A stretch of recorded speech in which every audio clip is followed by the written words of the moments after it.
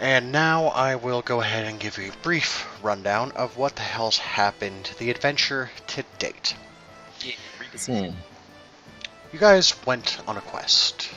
Initially, a group of 4 of you, heading north to investigate secession. Nope, that's when something splits from the Union. There's been a halt to caravans going north lately. None of them's returned, so initially the party of Helmac, Scion, Titus, and Goruk, and Lipton. Yeah, there was 5 of you, that's correct, sorry. Left town in order to investigate. Along the path, you murdered some kobolds, you met some new compatriots, basically doubling your adventuring party size along the way. You have made your way to Northwich, chasing a band of kobolds out, leaving one to escape and tell the tale. And shortly thereafter, you looked for the Celestial Steel, which there's actually a reference to, basically, in that book I mentioned. It is called Stellar Iron instead of Celestial Steel, but whatever, same principle. Found a few fragments of it, but not the initial meteor, and returned to town. You saw a not gargantuan, that's actual classification, but a huge-sized flesh golem keeping tabs on you along the way.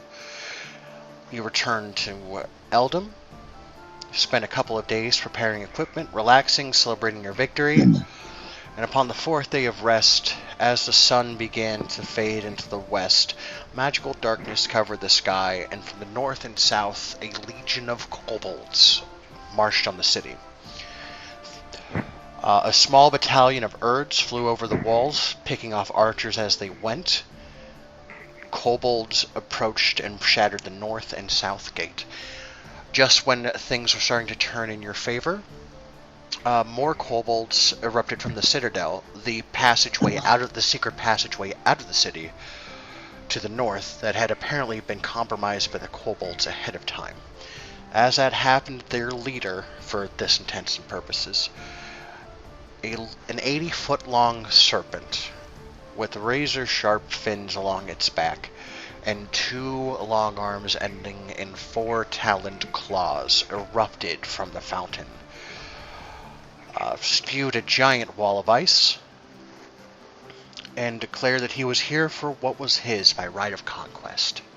You denied him his victory. You slaughtered the kobold invaders with the help of a small army of wolves that were summoned by Titus, and a well-thought-out plan of a well-thought-out turn, and really good performance roll. The kobolds to the north were slain. The kobold chieftain lays dead at the feet of Scion and Helmac. I don't remember who killed him. I think it was Scion. No, it wasn't Scion. It was, Cade with an arrow through the window. Cade with an arrow, that's right. Cade felled the beast after Scion had whittled his health down and then got smacked into the roof of the dirt. The dirt of the roof. He was then brought back, before the group, or what was left of it, descended on the giant beast in the middle. Due to Captain Bruner literally preventing it from leaving when it got low health because he's got Sentinel, you managed to slay the beast. It erupted in baleful ice and frost, cursing most of the people that got hit. This is the day after that. The town has been saved. Fires have been extinguished. Although the militia is basically fucking gone at this point. Progress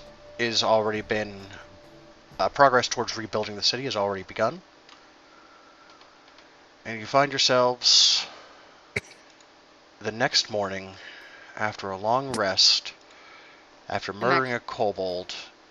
I also have to shout out to Massimo using a very, very handy couple of spells to completely shut down the Urds and their attempt to steal the baby dragons that have now all hatched.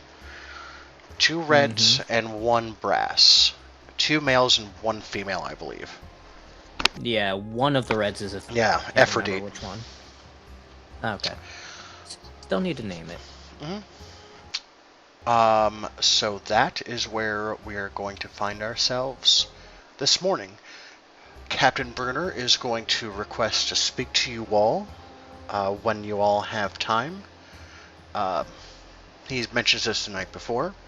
You guys get your rest. And Garuk, since you haven't been here for a little while, do you have any questions for me? It's a lot of information to take in. I think for right now, I'll get caught up as we go along. Okay. Yeah, just focus on making sure your character's level 6 for right now, and we will come up with some things for you to do or to assist and whatnot later on. So the first thing that's going to happen in the morning, if you all make your way to Burner's office, on the way down, you're greeted by the barkeep, Barry Cruz. Or Tom Bruce, sorry. No, Terry Bruce, because Terry Crews. That's right. Sorry, I have to make sure I get my pop culture references correct. He greets you. He is 1 arm worse for wear, but he is as happy as can be. It seems like he was also fighting some kobolds inside the Citadel as people were trying to flee.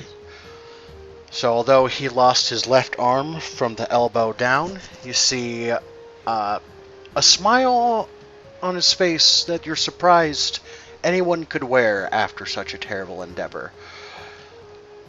You see that he's making breakfast, and it is a wonderful breakfast for all of you.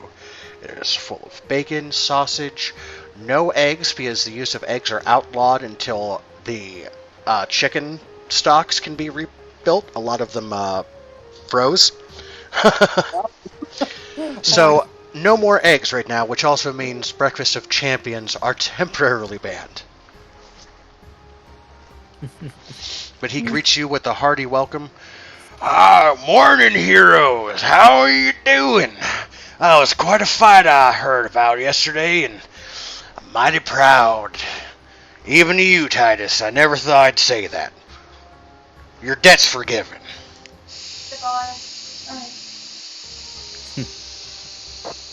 Well, you definitely look worse for wear there, my friend. Yeah, I cleared off about 4 of them bastards before they took my arm. Well, if you need another one, I got a few, as the tentacles just flop about a little bit. He fucking dies laughing. He doesn't actually die, but he's slamming the counter, like holding himself with the arm that isn't there. His green face turns a very unique shade of purple. Something akin to aubergine with a fucking baby vomit opalescent sheen to it. So he's practically making death saves. Yeah, from laughter. You've just learned Tasha's hideous laughter. No, I'm just kidding. He gives you your breakfast and just continues to laugh and try to calm himself down a little bit. The beer's been spiked with choker toxin. Nock's gonna look over to Massimo and say to him in Undercommon, "Am I gonna need to fashion a prosthetic for him?" Would you like my friend here to fashion any sort of prosthetic? He is quite handy with a number of tools. You know. No pun intended. Oh, God, I'm in stitches. That actually would be mighty handy. Could you think you could maybe make some attachments so I could throw in like an ice scoop or maybe a thing to wash out my glasses real nice? It'll be a little technical, but I can do it. Nock's gonna say in Undercommon to Massimo. Absolute Absolutely he can. It will be fiddly, but he's confident in his abilities. Well, eat up, take your time, and then I know Captain Burner wants to see you. And I've done what I can to keep the fans away, but you might run into some groupies on your way to Captain Burner. Well, that's a good change of pace. It's not often a group of dragon slayers walk into town. Even fewer they walk out of town relatively unscathed.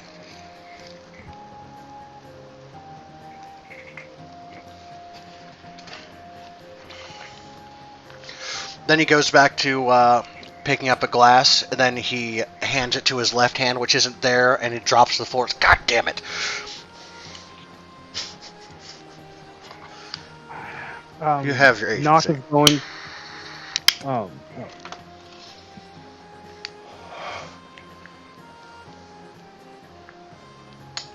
ahead, Doc.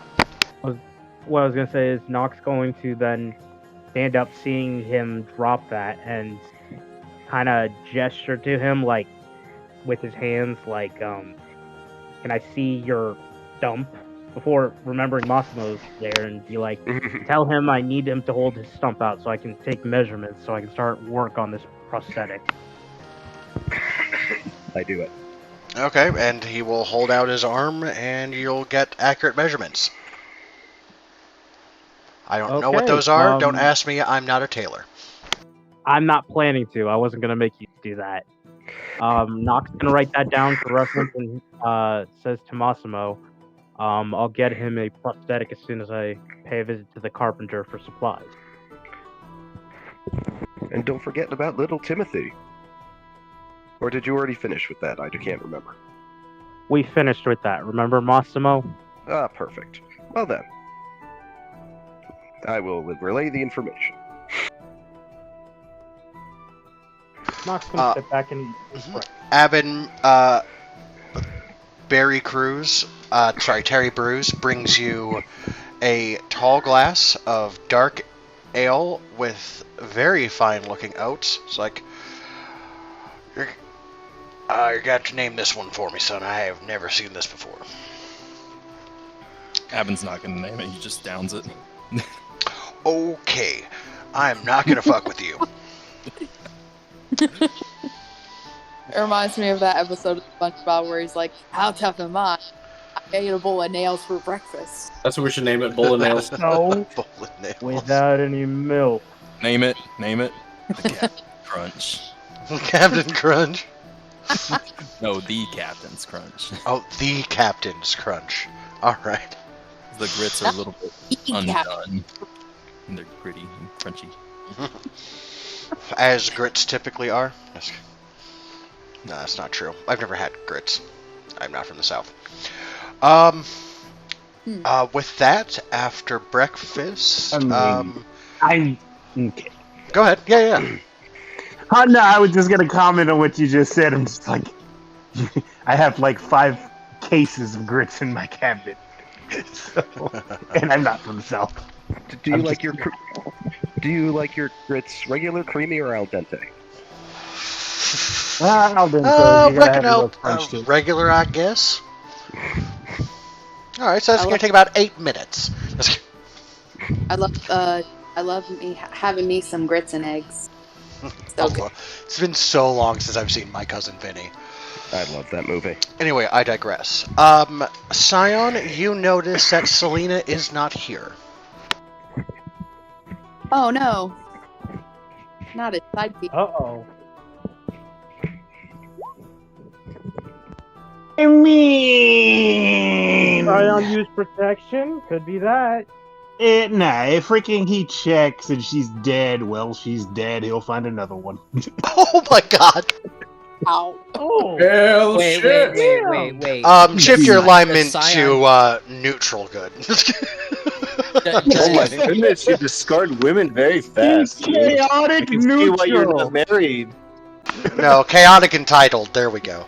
That's your Wait, language. Just got chaotic entitled. Okay, and I'm gonna not talk now. Scion's actually gonna check with what is his name again? Terry Bruce. Terry Bruce. He's gonna check with Terry Bruce to see where or what has happened with Selena. Yes, just at least check on her. That's what he's doing. Yeah. Well, looks like Selena's, like some of the folks around here after the display yesterday, have inspired her to join the guards. So you might find her in the training pit or helping around town. Ooh. The look that comes on Scion's face is half amazement and half terror, I guess you could probably say. More on the line of terror as in he's pretty sure she doesn't know what the hell she's doing. Who knows? She might turn into a badass warrior woman. Yeah, then she finds somebody better than Scion. Yeah. Good luck with that one. Alright, is there anything else you guys want to do while you're here at the tavern? Can I check on Hamish? Roll me an investigation check. Okay. Give me a second to get to my sheet. I'll load.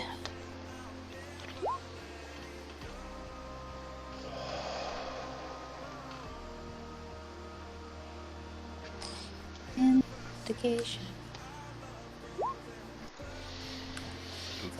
Yeah, his name is among the list of the dead.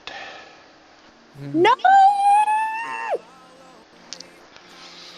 Wait, the gnome died? Mm-hmm. Rip. Nomi. Oh wait, no, I'm sorry, you sent him on his way before this invasion happened. So actually, he's safe, I apologize.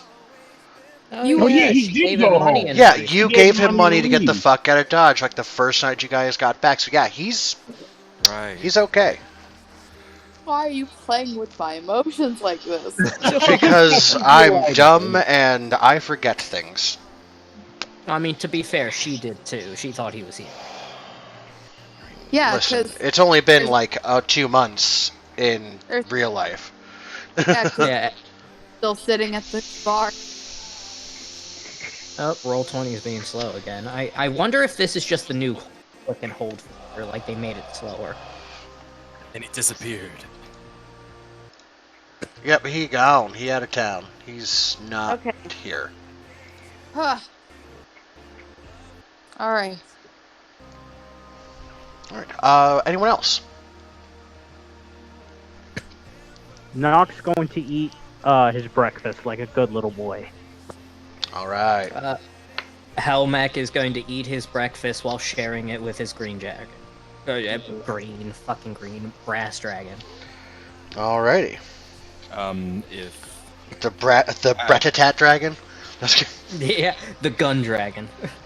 Scion is going to poke at his food because he's hungry for something else right now. Well, she's alive, so now he wants to fuck. Got it. Alright. No! No.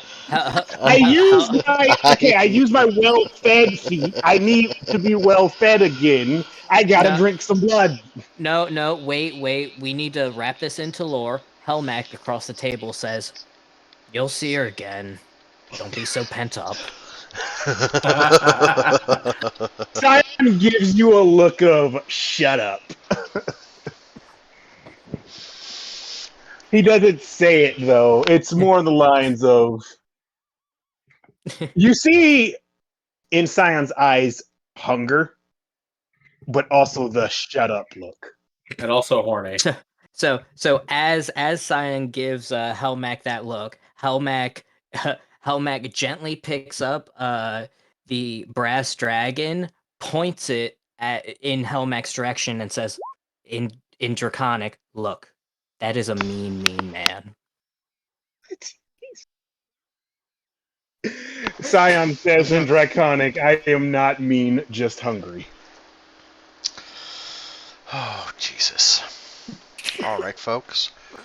This kid is going to this baby dragon's going to grow up to be so messed up with us around. Hey, do you hear? Yeah, but he's muted. Okay. Cade is here. Scion he's is muted. also All curious if a dragon can become infected with vampirism. Roll me a. Let's see. I want to say either Arcana or History.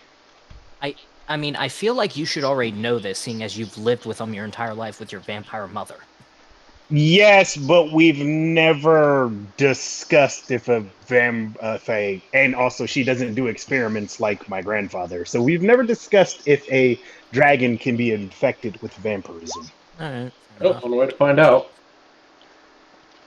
So what am I rolling? History or Arcana.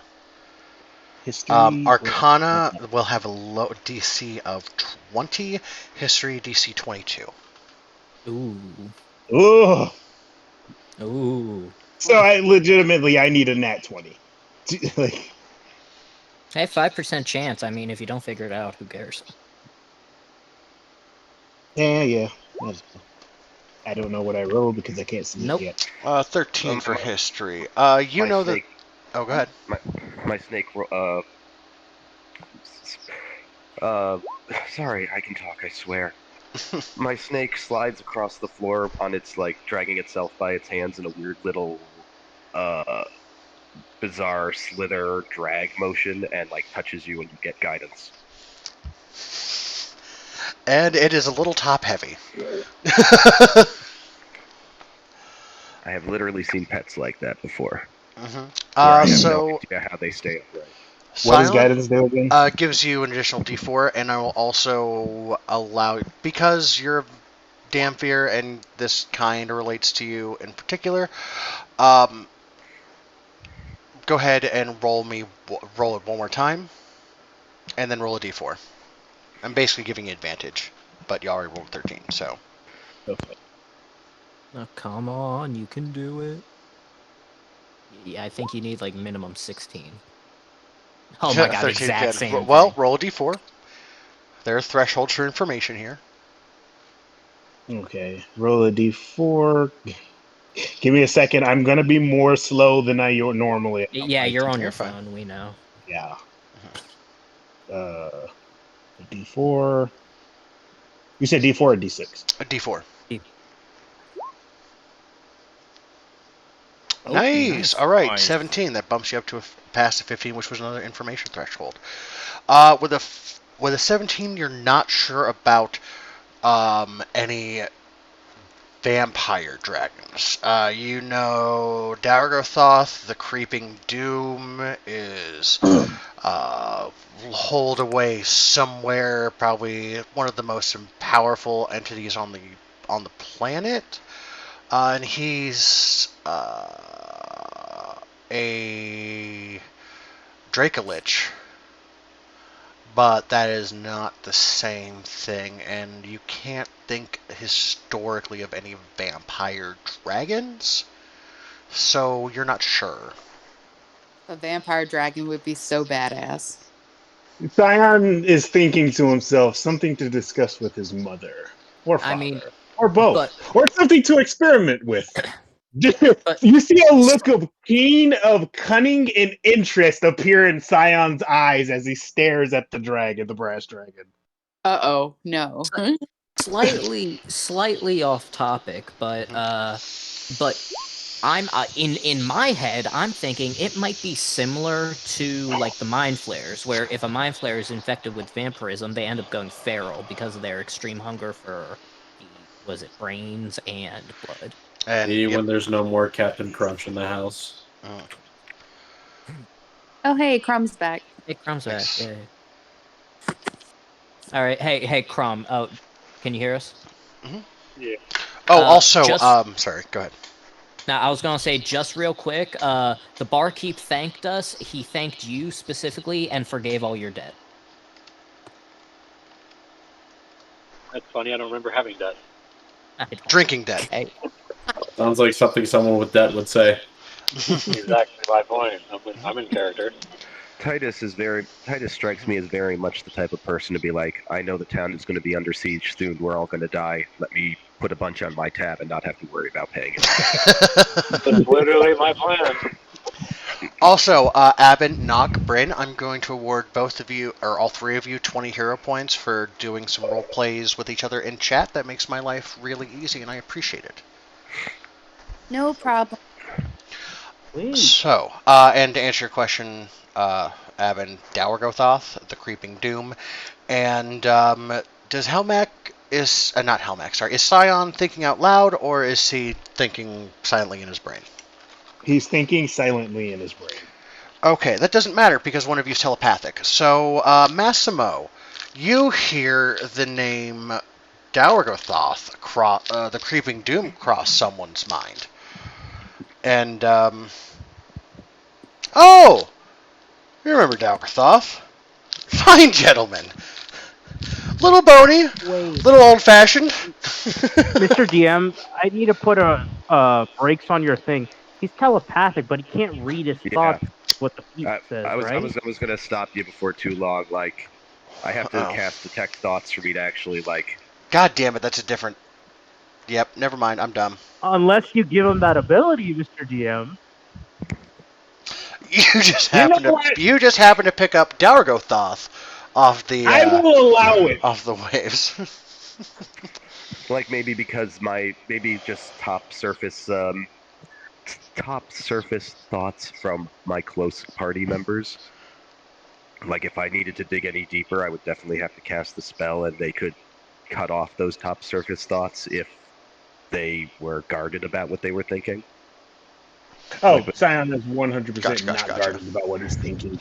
I mean, he's not saying it out loud, but he's just spitballing off the top of his head right now. For the sake of story, plus I actually think I get an Eldritch Evocation in my Tome of Shadows that give me something similar, so I'll look into that and let you know. Okay, and yeah, you remember Dourgothoth. He was a fine gentleman. Little bony, a little old-fashioned for your taste, but you know, when you're 20,000 plus years old, that happens. And you know, he's almost completed his pièce de resistance. He's almost mastered or completed his Mage's Disjunction breath. Sorry, I was clearing my throat. So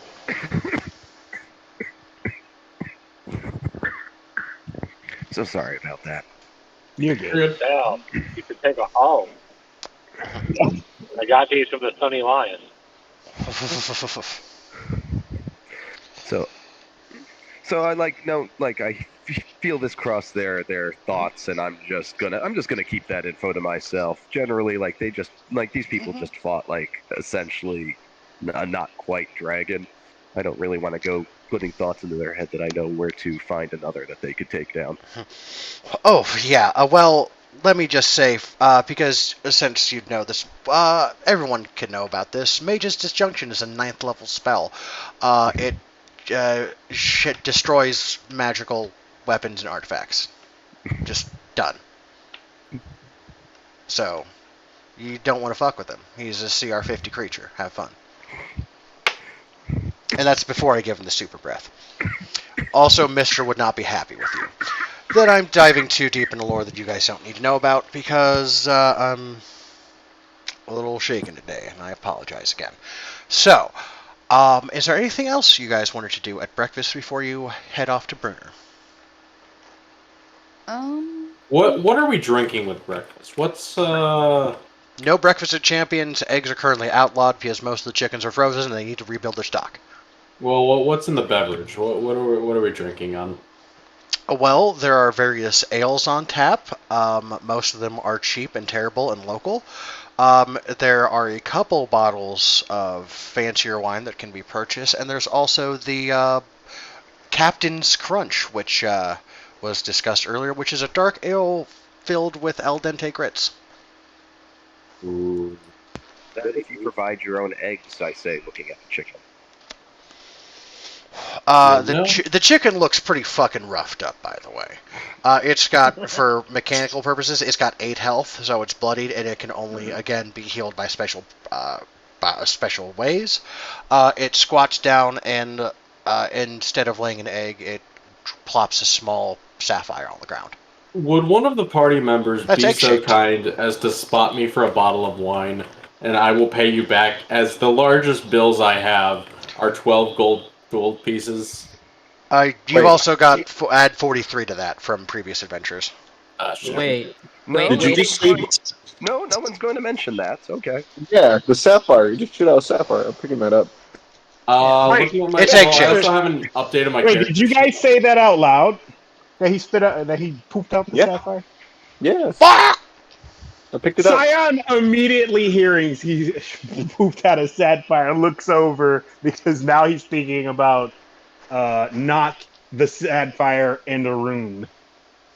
I'll look for him. It goes and sits on Aphrodite again. I'll feed him one of the things out of my bag, the stones that give him health. What specifically? What are you feeding him? Celestial pebbles. Okay. How many? Wait, you're what? Just one. Okay. Mark that up to 60%. And refill his health to 12. Thank you. So would a party member be able to spot me, and I'll pay you back later when I have change? There's a bottle of wine and a glass in front of you while you're looking at your party members. I was going to take one with me. Oh, shit. I mean, I was going to say, I'm pretty sure I once upon a time have like a bottle of wine that I got early on in the game. I got a bottle of I don't whiskey. know. I have it in my inventory. Okay, I'm going to say this just... Okay, go ahead, Grum. Oh, so you guys had me for about 5 minutes, and that was 5 minutes well spent. I'm going to be going now. Right. Alrighty. Alright. Instead of spending the alcohol? Good luck on your dice rolls, except for Broken Arrow. I bless you with that one. What did I do? Oh, you did something. You know what you did. You know what you did. Alright, have a good one, Crumb, and we'll see you next week. I will respond. Caleb, big hugs. Simmons, I love and miss you. I hope you and Wrathful enjoyed your cookies. And Broken Arrow, I curse you with that one. And yes, thank you for the cookies, my friend. To answer on Frozen's question, instead I will grab a bottle of whiskey out of my bag, slam it on the table. Not slam it hard, but like, bang. I get it. I know how to deal. Garuk will start sipping on the good shit. I pull it back and be like, "This is not up for you. We're sharing this. This was a rough battle, all of us." So I'll pour some shots out for everyone, and we'll cheers to being alive. 10 level Cheers 6. to that. Okay.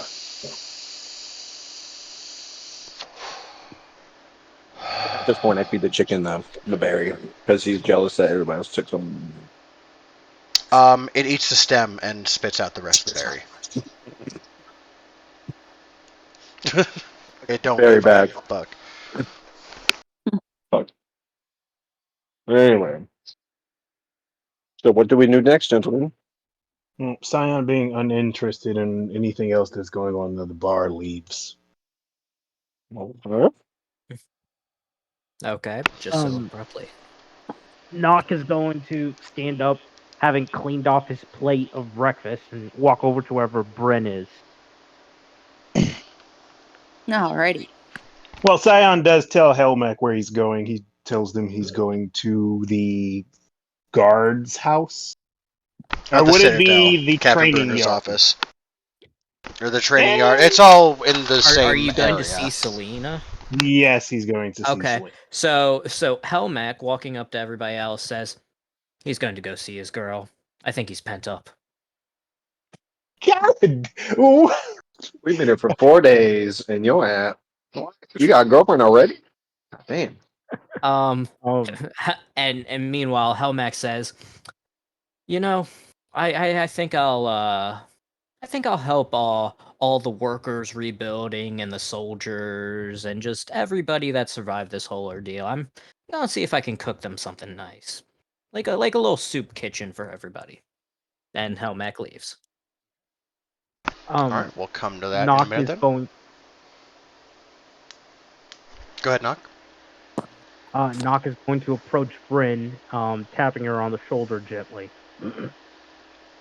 She kind of has to self around a little bit on the stool to turn to face him. Nock's gonna hand her. Nock's gonna look over to Massimo as if, please translate, before saying in Drow, or I mean Undercommon, do you think I could ask you to make a second hidden blade for me, along with a pocket watch and chain? I'll pay you for the services, of course, with a rune maybe, if you just want a random one. All right. But I also have some other stuff I'd like to forge. So, do you think I'd be able to do that first? That works too. I mean, I need to make dragon scale armor as well. Or I mean, Lenorm scale armor later on anyway, with my leather working tools, he says in Undercommon to Massimo.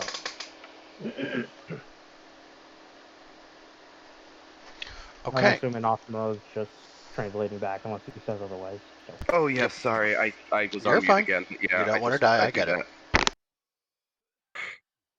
Okay. Yeah. Okay, so Nock, Bryn, Avin, you two good here? Are you three good here? Yep. I think Avin needs something from me. No, I was just facing you as you were approaching. Oh, okay. I didn't know if he needed something. Nock's gonna nod in thanks and walk to wherever Bruner is, having to take care of that business. Okay. Let's see.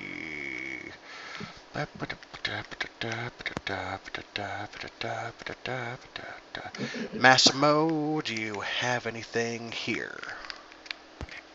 In the bar itself, no. Okay. My first thought is going to see the people who I went to buy the gem for my last rune carving. Mm-hmm. I owe. Let me just bring up my thing here. I am at -20, so I owe 22 gold to that person. Mm-hmm. And I'm going to use my windfall to pay that off, assuming that they still exist. So I would just like to know if they were not badly damaged during the attack. Okay.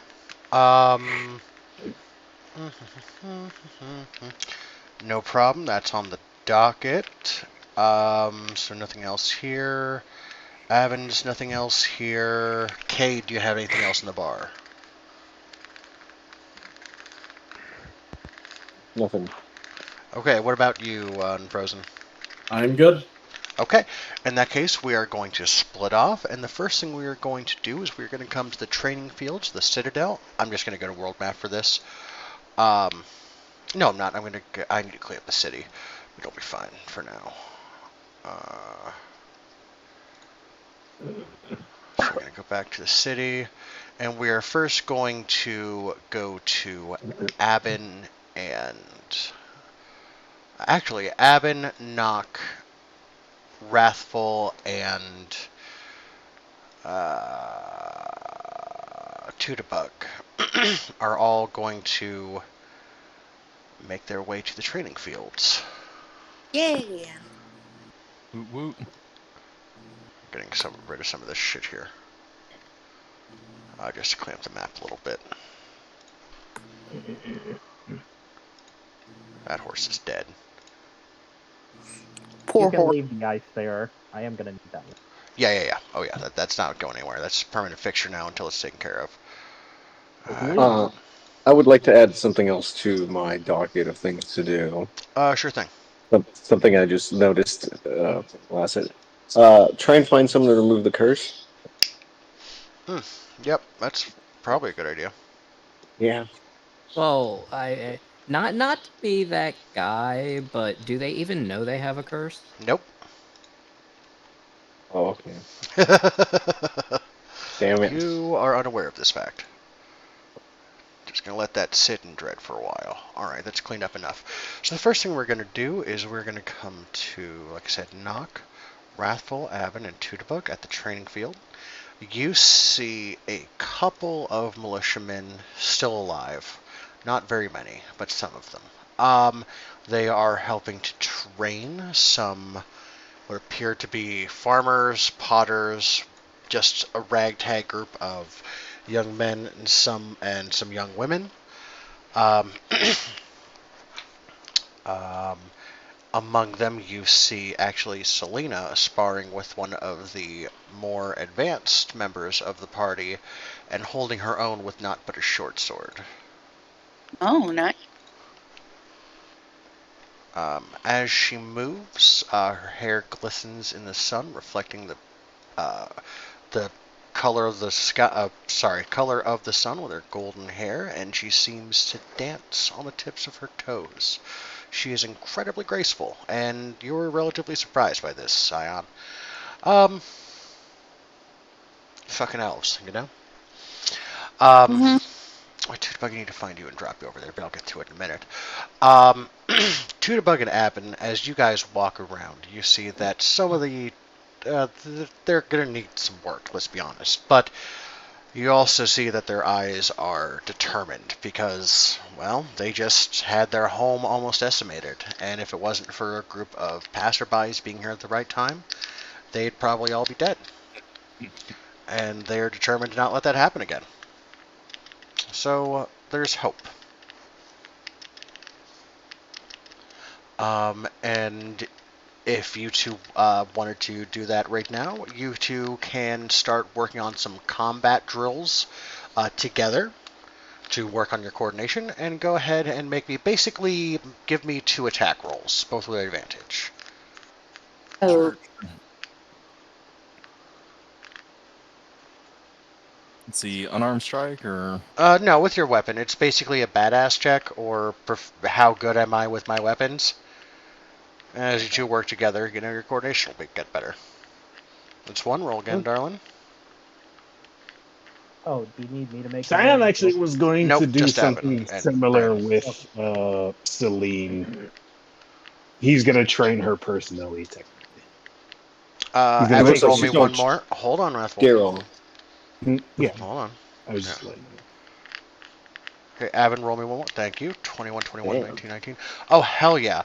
And now, go ahead. You can roll me 2 checks like that, Scion. Oh, okay. Yep. Dude, wouldn't she school you? Like, she's training with an advanced person. Yeah, he's, honestly, you guys killed a dragon. You're better. Like, I'm pretty sure my character would kill both of them. Yeah, I mean, these, the guards might be level, that survived are probably like level 3 equivalency thereof.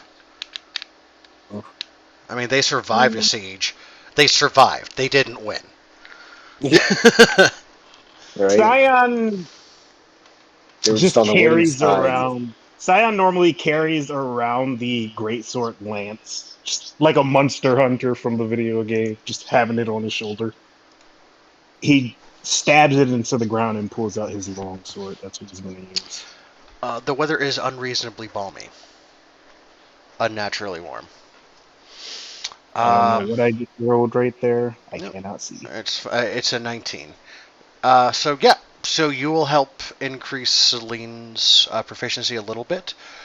She's already pretty good. I mean, she is an elf, so I mean, she's still, 45 is still like a quote unquote child in Elven standards, but that's just because you need to be 100 years. Wait. Waiting. It's based on like experience. Like you have to go. You have to basically not an adult per se, as in like you're dating a child. No. Don't skim back over this. She's how old? 45. Happy birthday.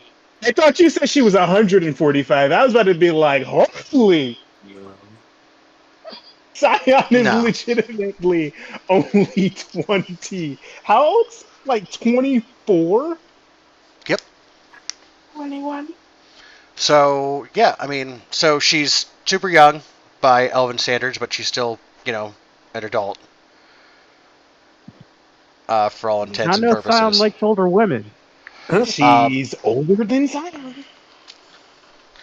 So, yeah, Probably but got she's that. very graceful, very diligent, and very attentive. And she's determined and also happy because, it's better working with you than these fucking rookies. But Bryn and Abin, you two drill for the rest of the day. You work with each other. You get face off against each other here and there. You go tit for tat, shield, block for block, blow for blow.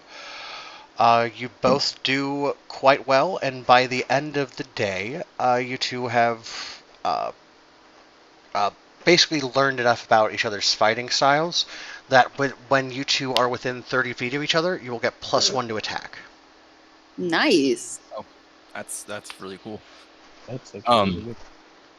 I've got another specific thing to add to that if I can real quick. Go for it. I was gonna say that at the beginning of our training, I would have wanted to imbue Bryn with Infernal Instinct, which doesn't really give us any mechanical advantage, but it'd be something to help her with her training. Infernal Instinct is Channel Divinity. Yep. Skill. Basically, that helps with initiative roll. Yep, +10 to your initiative. So I'm not going to roll anything, just something for storytelling there. Okay, I dig it. She's on her toes. She's ready to go. And Fuzzy, you had mentioned that the people around us were kind of down because of the decimation of the town. Yes.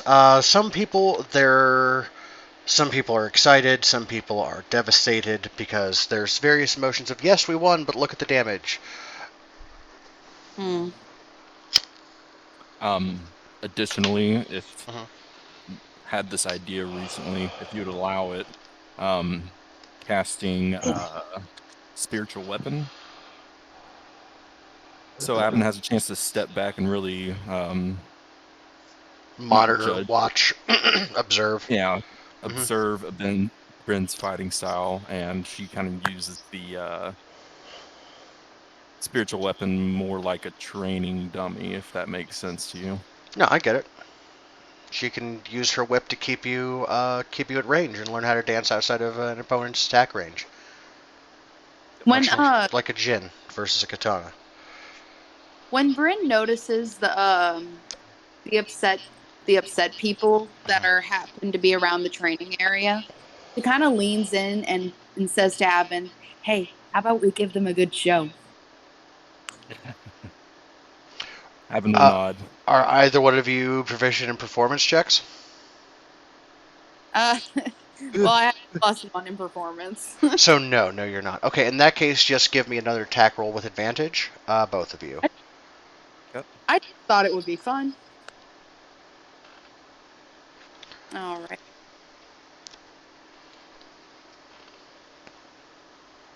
Ooh, goddamn! That was near the 18 and a 9.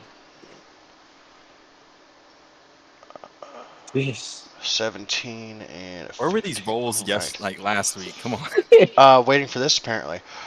Okay, so Bryn and Abin square up again.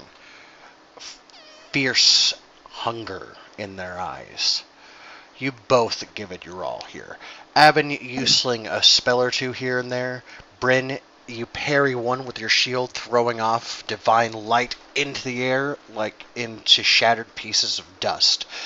You lunge with your war pick, but Abin steps on it with one foot and brings his warhammer down on you while you're caught in this uncomfortable position. You wrap your whip around the pommel of the warhammer, and just before it strikes you, you pull it taut. You draw a small dagger from a sheath on your pocket and put it up against his thigh, as Abin also brings down his shield to your throat, signifying a very close but end to the duel. Woo! And nice. the people applaud. They're inspired, and then Brunner steps out. And that's how you fight.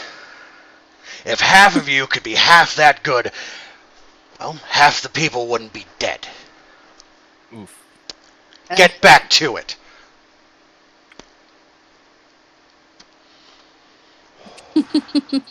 And people get back to their shifting, and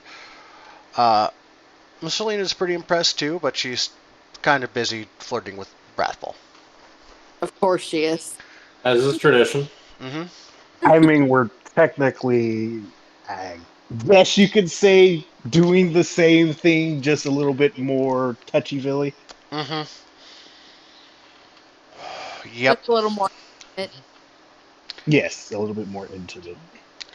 But Scion actually seeing that fight, but also remembering that pretty much a lot of these guards, as soon as like the fear of death came into play, they all kind of just got scared, shit themselves, and all hid.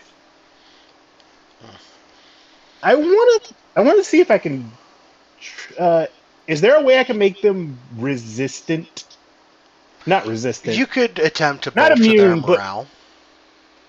It's not really bolster their morale. It's just try to make them get used to the fear of death. That's something you can only learn to deal with after you've experienced it. I mean, and these guys have. I almost experienced death multiple times. Exactly. And now you rush face first into combat without fear. These guys almost ate shit, and now they're not afraid of it anymore. All right. Well, can I test that, really? Pretty much what I'm trying to do is, like, gather them all up and then use... No. What I'm trying to do is gather them all up and then use I think what you're trying to say is your fear full intimidation. Yeah, full intimidation like I'm going to slaughter them. Pretty much use my dreadful aspect, maybe... Yeah, go ahead and make me an intimidation check with advantage. All right. Also, during this time, I would like to, I'm taking off my leather armor. What do I have underneath? I don't want to wear a loose shirt. There's some padding on the leather trousers that keep it soft. You're probably wearing, think nightwear from 1500s. So long, loose, flowing garments. And they're a little rank. I buy a fancy shirt. I need to look for a store to buy a fancy shirt and some pants. All right, we will get to that here in a minute. Of course. And Scion, with intimidation check, a few, again, of the younger children kind of cower in fear, but the first two rows of the ranks of these new formed soldiers, just at the same time, completely synchronized, slam their shield down in front of them, pick up a spear, and just, oh! Impressive. Scion smirks a little, but hides the smile and then continues on. He actually starts to head towards... He tells Selene he'll be back and starts to head towards Captain Brunner's office. Yep. Because he wanted to see us anyways, so... Okay. Nock, you've been, since you've been kind of with them, you've observed both of their fighting styles. You've kind of watched the training. You've studied your ice a little bit. There's not going to be any mechanical advantages just now, but maybe if you continue to monitor things and pay attention to other people's fighting styles, you might be able to gain some sort of mechanical advantages at range. Fuzzy, I was actually just hoping I could make a Arcana check to study the chunk of ice. Yeah, go for Ponder it. my orb, if you will. Ponder your orb, baby. Ponder it. Ponder it. Do that pondering. Do it. Knock, are you pondering what I'm pondering? Orb. You can go ahead and knock 2 hours off of the required time for study. How much time do I have to study now? 12, right? 38. 38 hours. Okay. Yes, 40 hours of study before anything mechanically affects. Yep, no problem. So Captain Brinder's going to lead you into his office. I appreciate you not fucking with my troops anymore, but that was a rousing spar and a good test of their resolve, so I appreciate it. Captain Brennan, after he gets out of the range of his subordinates and back into his office, he slumps uncomfortably into his chair. Oh, God, let me tell you. Dying and coming back to life is not all quite what it's cracked up to be. Whew. I am tired. Bryn speaks up. I know the feeling. Recalling that dream where she literally got stabbed. Yep. I have to thank you all. I quite literally owe you my life, owe you the life of this town, all the people in it, and their livelihoods. If it wasn't for you, this town would have fallen. And there is no amount of compensation I can come up with that would be worth it to you, that would be worthwhile. But within the power that is vested within me, having rank and noble birth does come with some advantages. I have sent reports to Riverbard, the capital, detailing your exploits here. Any debts you have in the town will obviously be paid for by us, without a doubt. We're also, if you'd be interested, willing to offer you a permanent residence that you can come and go at your leisure near the docks. Nock is gonna perk up as he hears that. Scion, quick. Go ahead. Before turning to Massimo and whispering in Undercommon, what kind of residence, as I'm in need of a workspace, a rather big one for work both on this town, for my own carpentry and other matters. I think it just means like where you live, how you design it is up to you. What you put in it is up to us. Let the man finish. I'm sure he'll go into more detail in just a moment. There is a building near the docks. If you look on the map, it is this one that I'm clicking on right now. I can't see it. Okay. It is a big L-shaped building near the docks, on the other side of the storage facilities from Dorian Blackhammer stuff. It is 5, 10, 15, 20, 25, 30, 35. Hold on. 5, 10, 15, 20, 25, 30. So 60. Or no, yeah. I'm not going to calculate square footage because I don't want to do that right now. Because listen, math is rusty, and it's been a long time since I've actually used geometric formulas. But it's a relatively large building. It's 3 stories, including a basement. There will be enough space for each of you to have your own individual bedrooms, a kitchen, a area that you can dedicate to a chapel or small pantheon to follow your various religious outfits, and there will be workspaces in the basement as well. You will have to buy that equipment to set it up, but the building itself is yours to do with as you will. Can you point it out again? Yeah, it's this one. Okay. Yeah. It's big enough for a storage building, but it will be converted into a residency. So that way you'll have at least a place. That way you'll have a place to at least rest your heads when you're here. Someplace you can call home. A loft apartment. So it's only separate bedrooms, not like separate floors. 3 separate floors and a basement. Okay. Let's see. I calculate it to about 650 feet if the measurement is accurate. Okay, so 650 feet per floor, 3 floors and a basement. So that's not too shabby. So 1950 plus the basement, 650, 2,600 feet.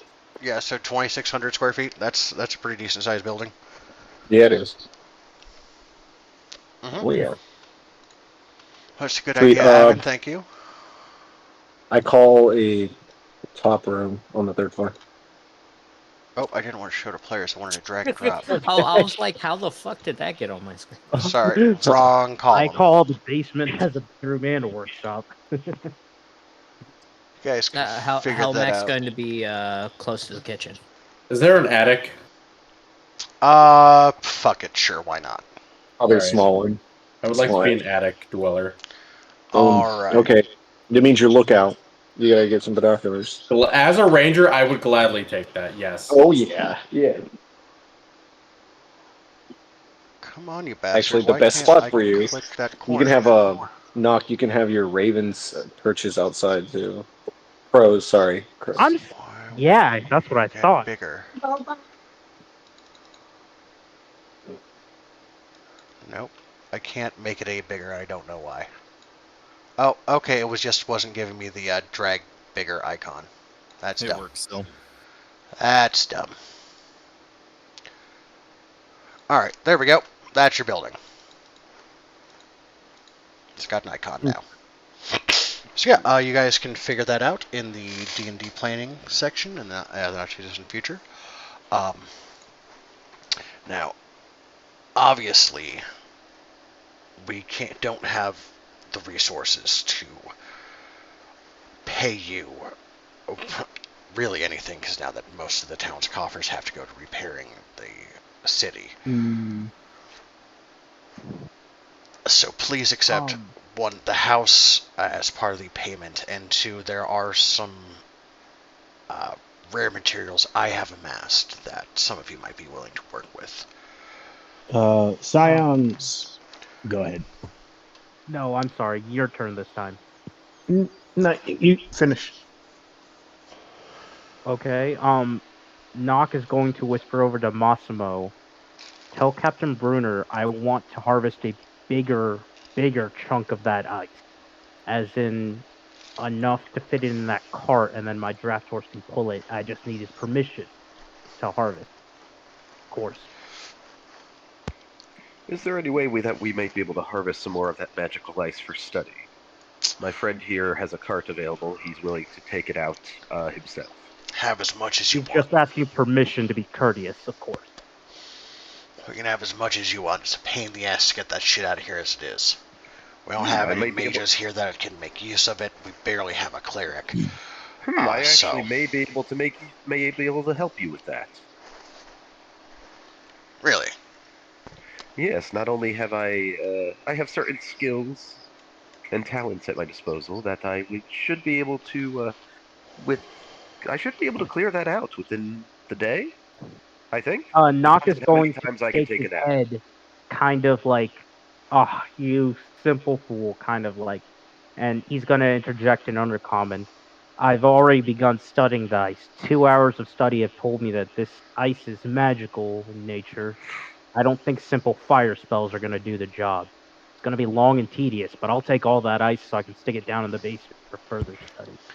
No, I have my ways. I can provide you with cut out as much of that ice as you can carry and get rid of any of the others to get rid of the rest of it to help clean the town. Fuzzy, would Hellfire be able to get rid of that ice? Hellfire? You can certainly try. I mean, it's not technically Hellfire. I'm just saying. Okay, because Hellfire is technically. Okay, now Hellish Rebuke just deals fire damage. Because hellfire is a very specific thing. Yeah, okay. For the record, anybody could get that. I'm above the table. I'm talking about how you ruled that my rune claws that disrupt magic could be used to cut through the ice. Yeah. And I also took Dispel Magic as my new spell, so I can do very that. nice. Okay. Yeah. You don't want to cast a spell magic on it. I'm going to tell you right now, it'll just fail. But your claws you can definitely use to carve through it with relative ease. Okay. Yeah, I could. So, Okay, so that does slow me down a little bit more, but I'm used to being a little slow. Turtle joke, you see. But yeah, what I can do is like help Doc by just basically like cutting through that ice with my claws, and just helping him cart it away. A steady fire bucket brigade could probably get most of that stuff gotten rid of pretty quickly. Well, not pretty quickly, but you know what I mean. Right on. All right. You done? Yeah, we're done. Scion tapping his gauntlet on Captain Brunner's desk says, "But do you want to stay here? That is the question. The kobolds may reshore up their party, or get more numbers and come back." This is where I'm stationed. With the fall of Northwich, this is the last bastion of defense between here and the invaders from the north. I have to prepare these boys as fast as I can to be men in case what you just said happens. I've already sent letters to the capital. We should get some reinforcements within the month, if we're lucky. In the meantime, maybe. Go ahead, D. Yeah, that's about the best we can do, and it might not be enough. But I can't tell those boys that. A month may be too long. That's why 3 days may be too long. That's why I need you to go back to the island and scout. Avoid the main paths. He'll give you a piece of parchment, the same kind of instant parchment that sends a letter to your father. It's connected to him. If you see another invasion on your way there, or while you're scouting out that first island, if you'll still do that, of course, then please let me know, because a day's warning would be enough to evacuate the city. Do you perhaps have another scroll like this?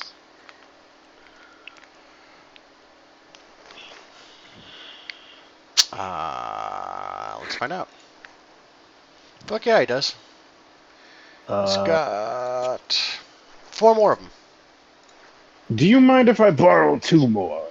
Or the most I can let you take is 1. The rest are for what's the word? 1 will do. Trigger targeted. Hopefully. Synced up to the capital. If he doesn't ignore me this time. No problem.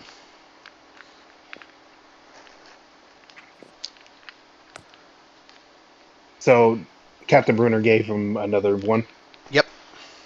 Okay. Well, Scion, seeing if they are dismissed, like looking at Captain Brunner to see if they are dismissed, or is there more to talk about? The only thing I have for you is that I ask you to please inform us if anything else is going on up north.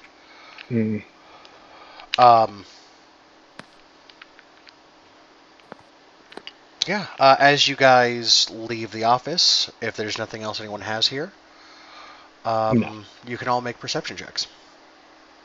Okay.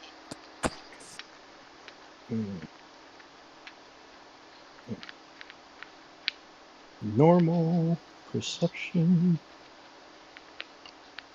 Oh wait, normal perception. My bad. I just take the first one. You're fine. Okay.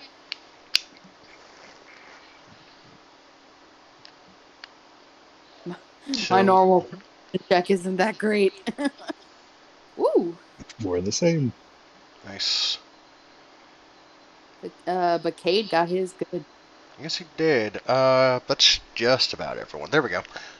Garuk, you want to throw a perception check in there, bud?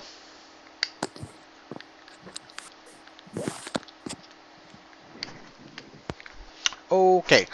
For everyone who rolled a 10 or higher, and below a 20, you see, even though it is daytime, you can still faintly see the moon hanging in the sky, and you see that the 6 tiers that used to follow Selune have become 5. Oh. And you, Cade, with a 22 perception check, see that the 5 tiers that remain form a pattern. Perhaps roll me an Arcana check with disadvantage.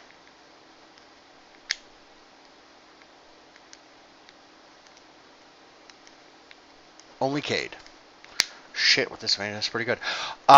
It looks as if the 5 remaining tiers are shifting into a position around the moon.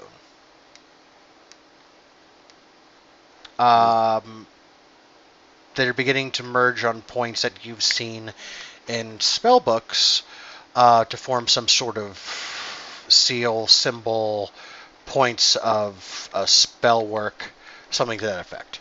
There is celestial level magic going on, but obviously you have no idea what. Uh-oh.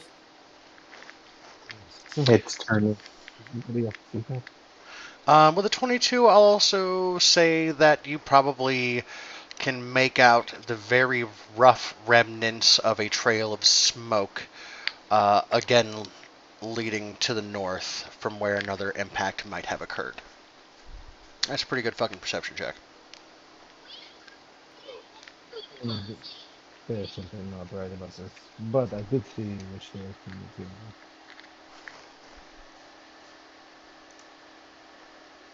Okay, I'm going to turn you up a little bit because I have no idea what you just said. Can you hear me better? I switched to my buds because I got kids. Okay, I'm going to turn you down because you're about to blow up my eardrums. I was simply telling the party about it being a magical, aiding for the plus what direction and what direction it came from. Mm-hmm. And again, the weather is unnaturally balmy right now. So after this, let's see, we've done Scion, some Scion stuff, Bryn, Abin, a little bit of Knock. All right, we're going to take a quick 5-er, and then we're going to say an 8-minute break, and then we're going to come back, and we're going to pick it up with Helmac. Fuzzy, while we're taking this break, can I say I was writing a letter to my father again? Yeah, absolutely. Go ahead and type out a rough draft and send it to me. Oh. Could I have made that working? You want me to put it in the chat, or you want me to send it to you? DM me. Yeah. And then to answer your question, yes, go ahead and make me a woodworking check. Or you know what? No, make me a jeweler's check. Make it with advantage. Ooh. Okay, so 23. Nice. All right. With a 23, out of the eternal ice, you craft a 80 feet long. So I'll say an 8-inch by 8-inch coiled up version of the Lenorm, with outstretched claws breathing some of its ice out of the ice. Nice. All right, and now we'll be back at 9 o'clock. I am going to make some tea. Put lemon in it; it'll make you feel better.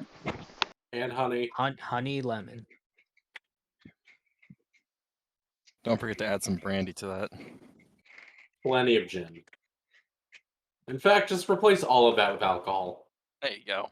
Hey, there's actually a tea. It's called Throat Coat. It has all the shit you guys just mentioned. That sounds very dirty. Disgusting. Brandy. Throat Coat. That sounds dirty. Yep. Almost See, oddly sexual. I was calling in my fingerprint scanners at work, and I was trying to describe to the lady what what's not working. She's like, "Oh, you just gotta touch it in the right spots to work." Oh my. Oh, It's like, oh. I don't know, Okay, you know what I mean? It's That's tough. concerning. Throat coat, though. That sounds like. That does sound oddly sexual. Oh yeah. So What's the serpent called again? Lenorm. A fjord Lenorm. Anyway, so while you guys were doing like all that stuff, I started drawing inside the Sunny Lion. I made the forge and everything. I see that. I'm gonna draw the anvils too. Give me a sec. Or no, those are barrels. Never mind, they're not anvils. I thought right where the forge is where the window was. Oh.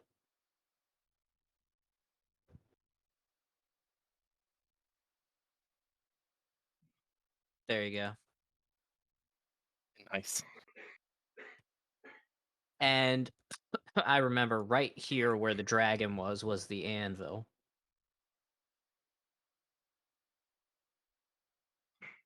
Roughly, and that makes sense too, being that it's right in front of the forge, so that way you can go straight from the forge, do just a turn around, and then start smacking something. Okay, freehand. Okay, so we start. Oh wow, it just shortened my line.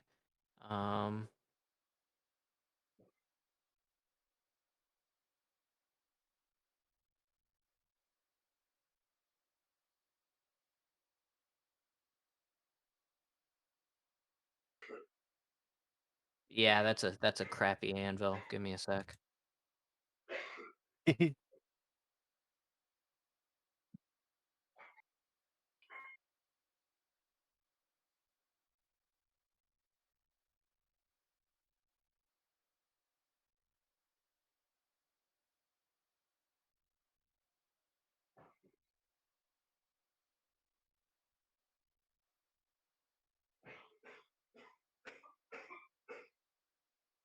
Damn. That sounds rough. Yeah, no kidding. That's as best I can do. Close enough. Did Fuzzy put that in chat? No.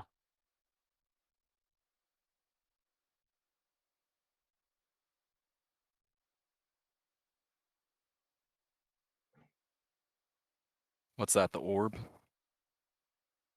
Hmm. You're talking about D&D General? Yeah, I'm asking if Fuzzy ever put the creature's name in chat. D&D General or anything.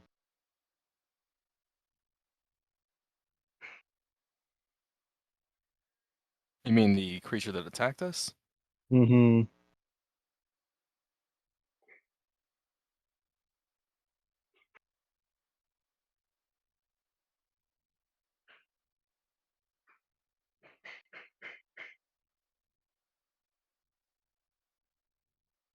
I'm trying to look it up, but I can't find it.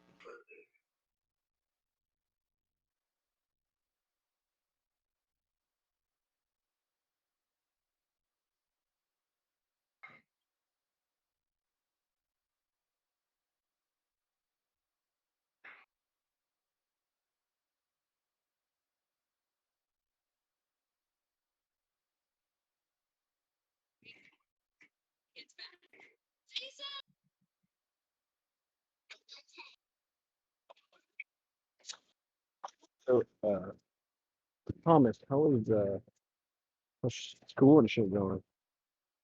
Going good. Making mid 90s in all my classes. Nice. Doing finals this week and next week, and then getting ready for next semester. Oh, it's rolling through, aren't you? Yeah. Trying to waste. Could someone on the map point me out where Goric is? Because I do not. Or are we? I don't think he's on the map because this was the battle map, and you were pusher off to the side because you weren't part of the battle. Understandable.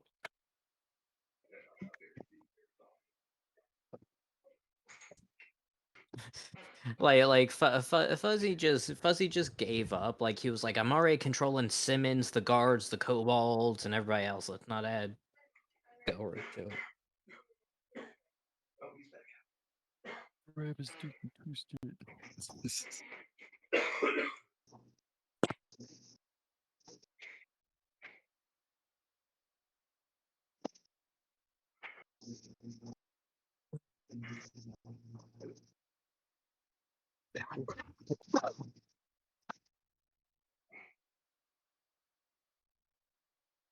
Oh, here it is. Oh, did you find the name? Yeah, I think I found it.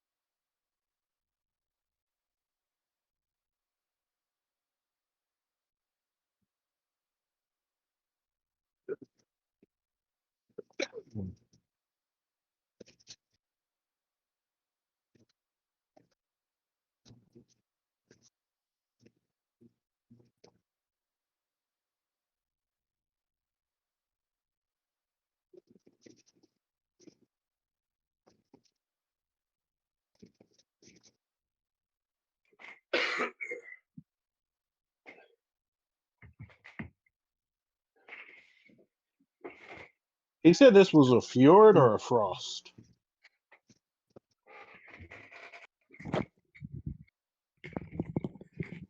What? A fjord. Fjord. Okay.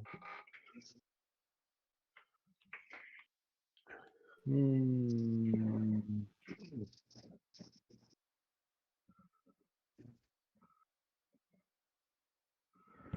I'm not finding that one. That specific one.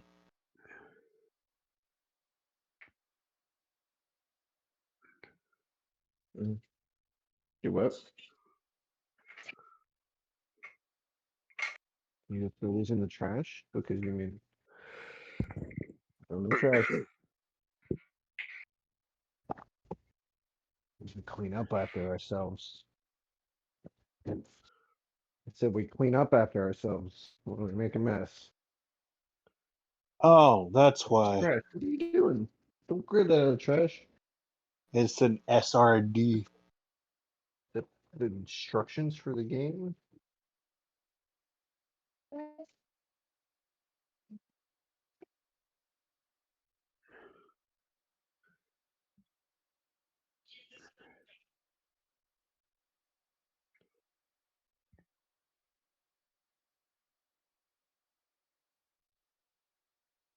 No shit, we were not supposed to kill this thing. If you're looking at the actual stat block, I'm pretty sure he edited it. Yeah, he did.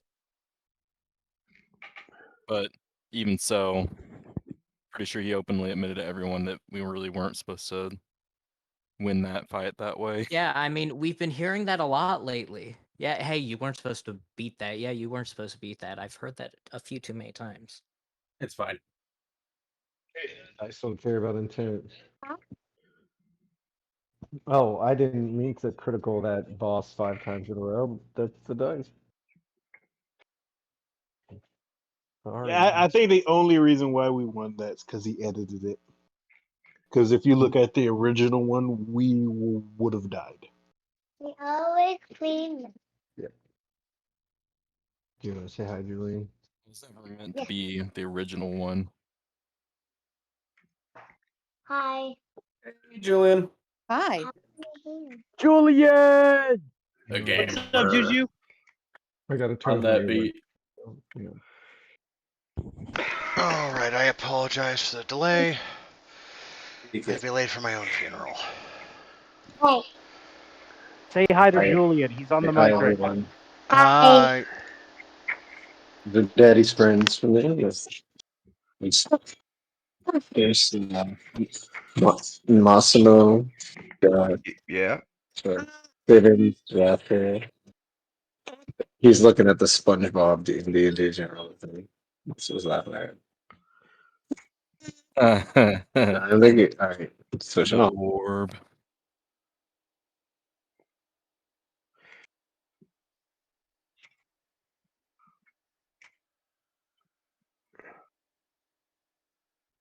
Alright, so are we ready to get back into it, gentlemen and lady? Yeah. Yep. Alrighty, in that case, Helmac, after you all meet with Captain Bruner, you head out and meet towards the town square, where there has been kind of a soup kitchen style setup going to feed some of the people who have oh Jesus, ow. They're a soup. Let's try it again. You head out to the town square where there is a soup kitchen style setup going to feed some I don't want to say refugees, but people who have now been rendered homeless or injured or out of a job, as long as some of the military personnel and the workers. You can go ahead and roll me a cooking check. All right. Oh well, that sucks. I Go ahead and never roll it the equivalency of advantage. So one more time. There we go. Yeah. When you first get in there, people start to give you some strange looks, and then they recognize you as one of the heroes who saved the town. Morale is immediately bolstered, and then as you check out a knife, you wait a little bit, and it's not quite feeling right, so you smack it on the table. You fix a very slight bend in it, and then you just get to chop it away. And your tentacles fly back and forth, moving materials, raw ingredients. Your hands are incredibly dexterous. You have a real knack for cooking. This is a lot of fun. And before you know it, with the addition of some of the seasonings that you have come up with, this here is some cilantro. And in this world, no one has an allergy to cilantro that makes it taste like soap, so it's delicious to everybody.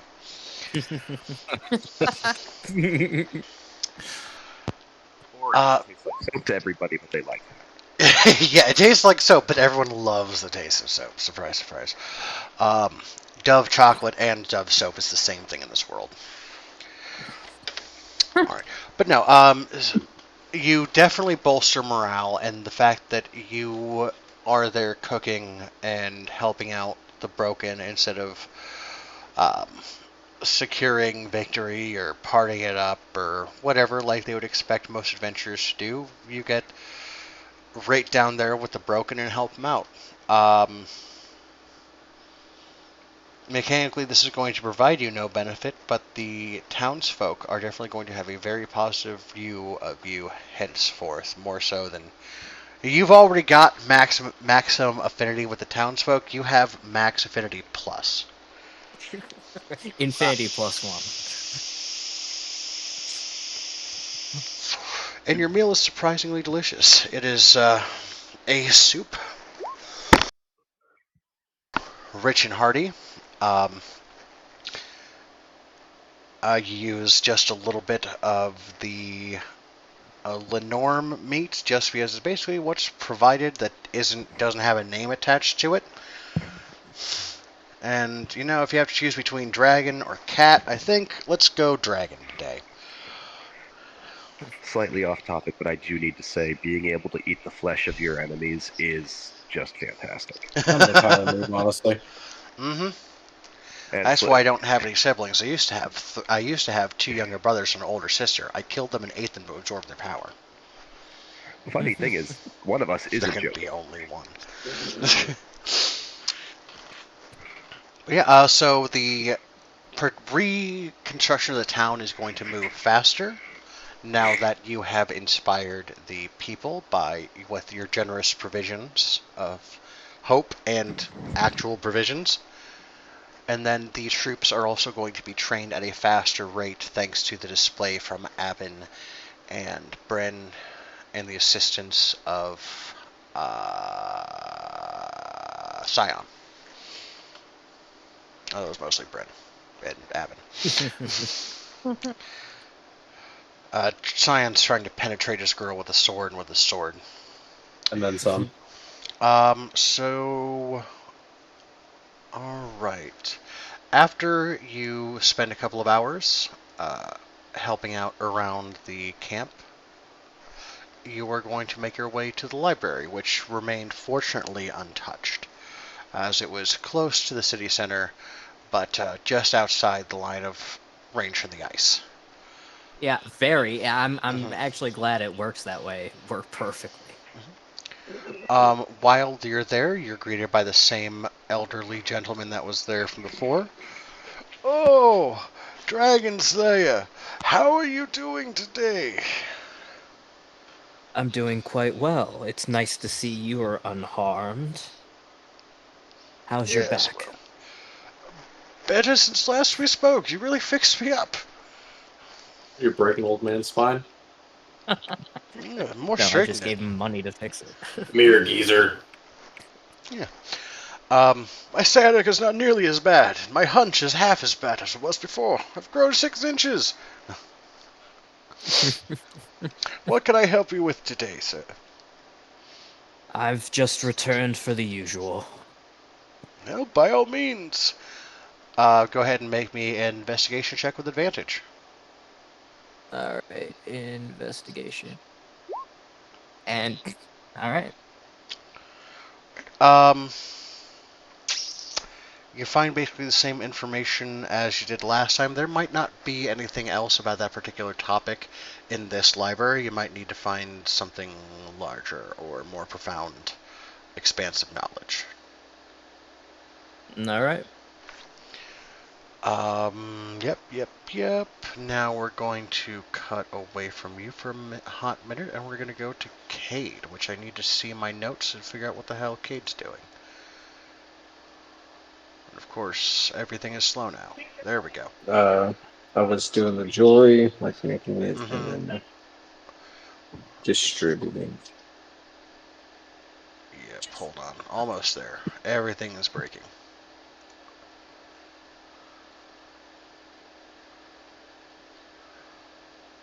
I know I had you for jewel, pot, something else, and something else. Gathering the cobalt heads for the business. That's Berries. for pots and pots. And then also seeing what I can do currently to like go ahead and put the berries in there now and just start going, asking this lady to take care of them while we go out and fucking adventure, and she'll get a cut. Okay. So we're going to meet you first at the jewelry store. The jewelry store was partially burned down, but it is not entirely ruined thanks to your efforts. And it is currently in a state of repair. The owner doesn't pay you much mind when you first enter. After a moment or two, she looks up. Oh! One of the great heroes. What can I do for you today, sir? As you can see, we're in the middle of repairs, but there are still a few pieces that you may be interested in. Definitely help with the fixing of the building. What can I do for you? No worries, man. I was more or less looking to have something made for some of my compatriots. Oh, really? Mhm. What would you be looking for? So this the normal kiln, its bones are very unique and can be formed to make certain items. Uh, Ironically, I would like to have 4 pendants made that looks like the face of the little one, like in bone. Does that make sense? Kind of like, I don't know, it's hard to Yep. describe. No, I get it. Okay. And then for Titus and I, the rings with that insignia on it, and then the 2 pendants will be. So I guess I only need 2 pendants and 2 rings. I forgot. So, and then the chicken, I'm not sure. Should I give him a necklace or like an anklet would be better? I mean, that's up to you, fam. I don't know. I thought an anklet would be funny on the chicken. But the dragon's getting like the little, like a small one, just fits right in the neck. Uh, in like stretchy like material maybe because obviously it's gonna grow up. I still want it to have the thing, or I could just reform it, I guess. I don't Yeah, know. so I'm going to tell you out of character right now, there is no material in God's green earth that you could make a necklace out of for a hatchling dragon that will magically still fit it when it is an ancient dragon. I understand. But you could We just have definitely to gotta kill more. reattach it to a new string or chain or something in the future. That's absolutely possible. Yeah, because the amount of bones on it can stay the same. It's just different jewelry. Yeah, I get it. Um. So yeah, that's what. Typically, we don't work with bone, but we will make a special exception for you, of course. Oh, we'd certainly appreciate it. What would be the cost of the labor? I guess I'm gold. I'm gonna say 10 gold for the kit and caboodle. Alright, and it is. There you go, man. Appreciate your business. What was your name again?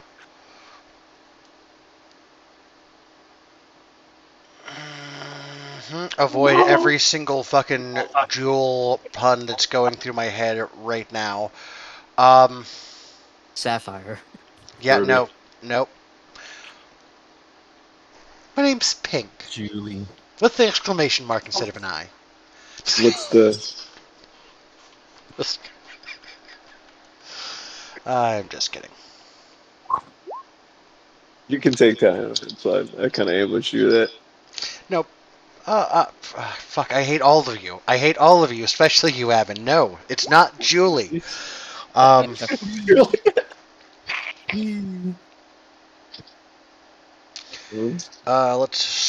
My name is Goldilocks? Yentl.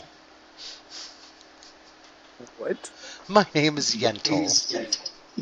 Yentel. Got it. Yep, Yentl. Yo, excuse me. Thank you for the name. Oh my god. I just saw that. Sorry. Oh, you're fine. Thank you, man. Me and my Give us friends. a day and I'll get right on this. I want to kind of exclude the fact that I'm making for a dragon. Just kind of make it general. Like I'm not. Yeah, we're trying to avoid drawing attention to the dragons at this point. Yep. Okay. You can always go and put that into my future notes as well. I'll always talk like that. Just outside of our party. God. Anyway. Um. Well, I certainly hope your shop gets fixed though, because I do intend on stopping by. We do have a place nearby that the captain graciously gave us. Hold on one more time. Run that by one more time. My brain stroked out. I I certainly hope your shop gets repaired soon. Well, the captain gave us a place out here, so we'll frequent it. We hope to see Oh, some that's better ways. fantastic. 80% of our business are from returning customers.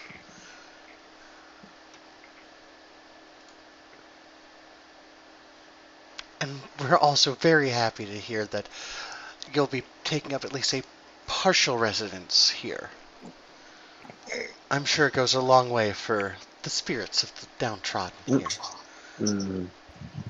Indeed. So, have fun. Bye. Okay. And with that, you leave the store, and who So, all was heading to Pots and Thoughts? Titus was. I didn't know anybody else that was really interested. It was kind of a me and him thing. Yeah, but he's not here. But yeah. If Well, what would it take to gather the cobalt heads? Like, do I need to ask Captain Bruner for some like soldier help, or are we just party doing it? Like, do I gotta convince y'all to help me cut off some cobalt heads and gather it at Pots and Thoughts? We can come to that after you've discussed your business proposal with the lady from Pots and Thoughts. Okay.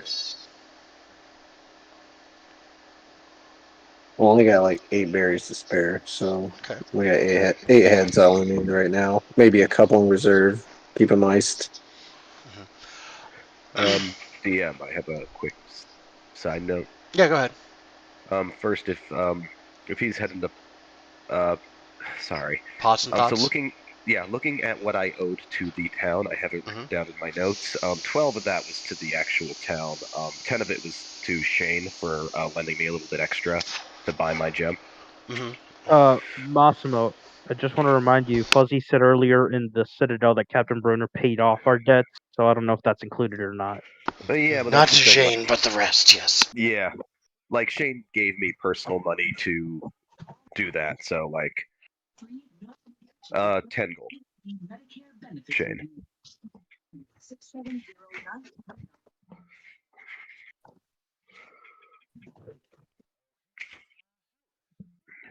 Welcome, young heroes, back to Pots and Thoughts. Pots and Thoughts, the outside scorched. Some of the more exotic herbs they have on the wall are damaged. The scent of patchouli still hangs thick in the air, but now it also smells like patchouli and mesquite barbecue, which is a very confusing mixture. Not a bad prop to have.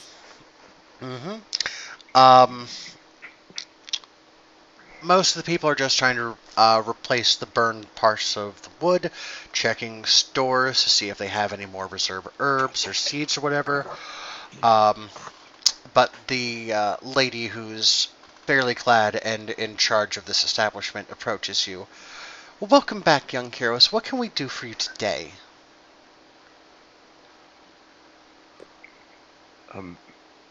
Is it okay to say that I came with? Yeah. I asked who was coming to Pots and Thoughts. Okay, sorry. Yeah, I'd like to be there. I have a few things I'd like to check out while I have some cash on hand. If you do remember, we did talk about a small business deal that we could possibly do. Yes, the quote-unquote cobalt berries. You heard of them? Yeah, you guys gave her one. Oh yeah, that's right. My bad. Marvelous. I'm sure they must have come in handy in that fight. And let me tell you, that is great marketing. Do you guys have a sponsor? Do you want another one?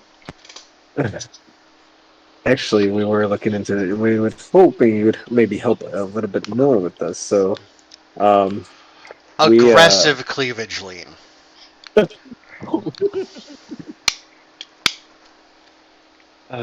What can I do for you? God, I need to be careful because I spend too much time on the internet calling people daddy and almost said it in a lady voice. And we're going to go to a place that we can't come back from. Oh, God. Nonsense. Keep going. New fetish unlocked. I demand full role play. There's a lot I could do for you, but business before pleasure. How disappointing.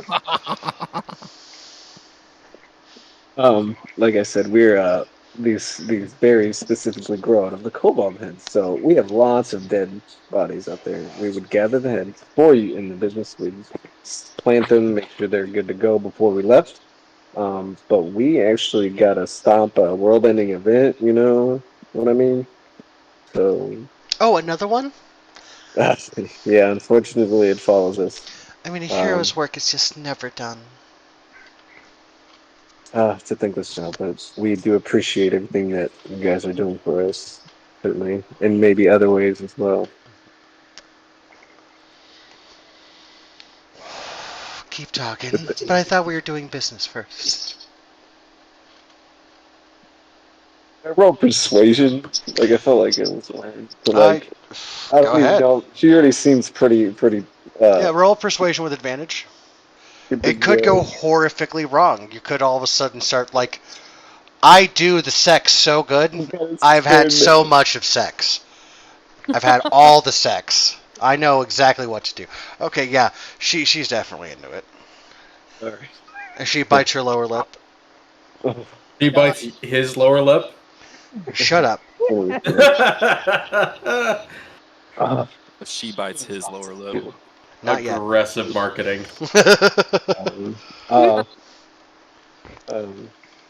Shit. Fuck. My brain went. My other head was thinking at that moment.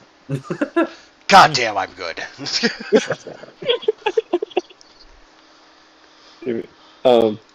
So yes, we began the kobold, the head. I mean the kobold heads, and set them up for you, and you would get a cut, of course. We can discuss details later, but how does that sound to you? Well, since we're doing business first, unfortunately we're going to have to do the details now. But since it's a very exclusive product that can only be found here, and it's equivalent to some of our healing potions, but more portable and longer lasting, I can probably retail them for around 60 gold pieces a pop. So let's say Are you talking a head or a tree? A berry. A berry, 60 gold a berry. Mm-hmm. Well, let's see here. So how about we say out of each berry I sell, since we're going to be doing maintenance and marketing, we will keep 40 gold and set 20 aside for you. Or we can be one of your sponsors, and you can advertise for us like you do for the Sunny Lion, and we can run that out to a 50-50. And you also get a permanent discount in our stores. Percentage discount is the best. Okay. That's pretty good.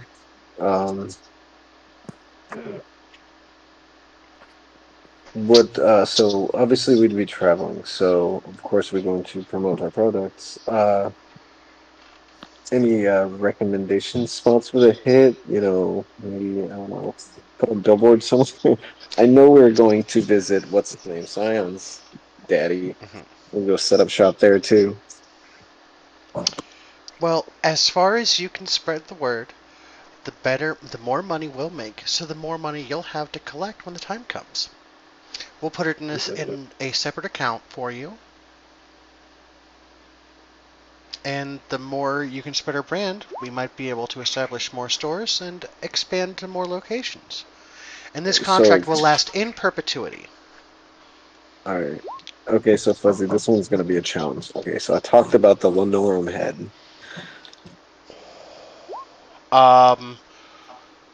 Interesting. You know, that is a very, very interesting thought. Because you don't necessarily, you could use the brain itself and not the whole head, because you're going to use the skull and the scales and whatnot to build a shield. But you could use the brain matter as fertilizer, like you planted in the Kobold Dome, and that could make a Lenorum berry. Ooh, that will take longer to grow, but we'll have a special plot reserved just for this, and just for you. I will be personally checking on that one. This one is very intriguing. You also have a section of your building that could function as a garden. So you could plant it at home if you didn't want it maintained here. That's crazy.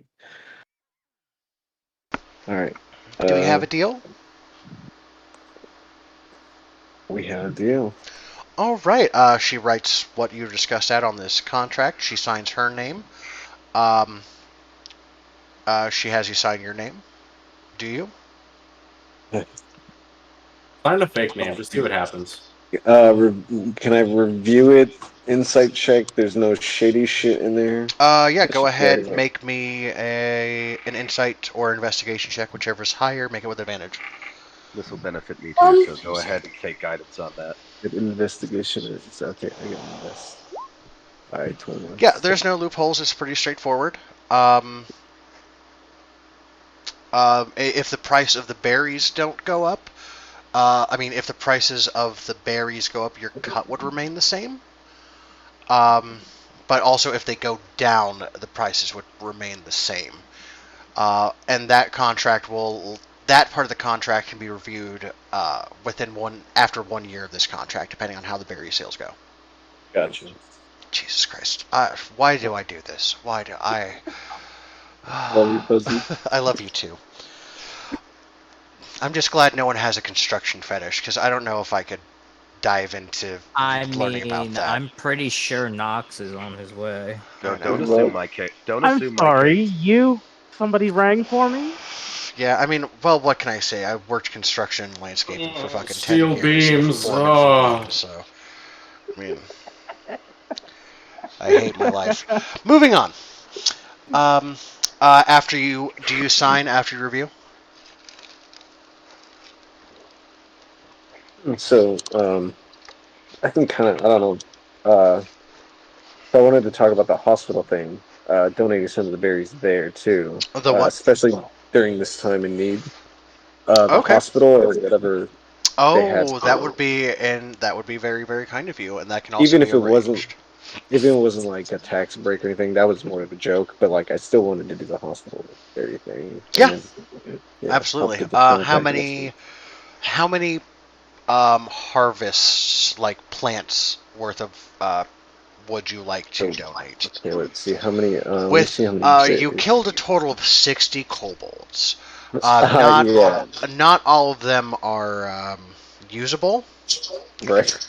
I'm going to go ahead and say about 40 of them are. You guys can claim. I don't understand why anyone would claim any of them. So you can have all 40 of them. I really only need because I only got 8 godberries. I have 1 kobold berry and then 1 just good berry. So Crumb can cast enough good berries over the next couple of day or two, to plant all 40. Oh fuck! Oh, we're going big. Oh shit! I didn't expect 40. All right, I was lowballing this, but. Well, if you got devoured by wolves, a few got iced over, and a couple got mashed into pieces by arrows and hammers, and 2 of them got at least 2. I think 3 of them legitimately got a lobotomy. Yeah, I think so. I did freeze 2 of them as well into block fire. Yeah, exactly. So you're getting 40 of them. No. 40. Okay, we'll set up the 40 in once there. Once fruits are frozen, a lot of their nutritional value immediately goes away. Yeah. That is 100% true. Anyway. Okay. All right. Yeah. Signs. Hey. Okay. After you sign, as you sign, you notice that the ink comes out red. It swirls into a puff, and it disappears into a pink-lipped, shaped cloud of magical dust. Now, you were talking about pleasure? I think business is done.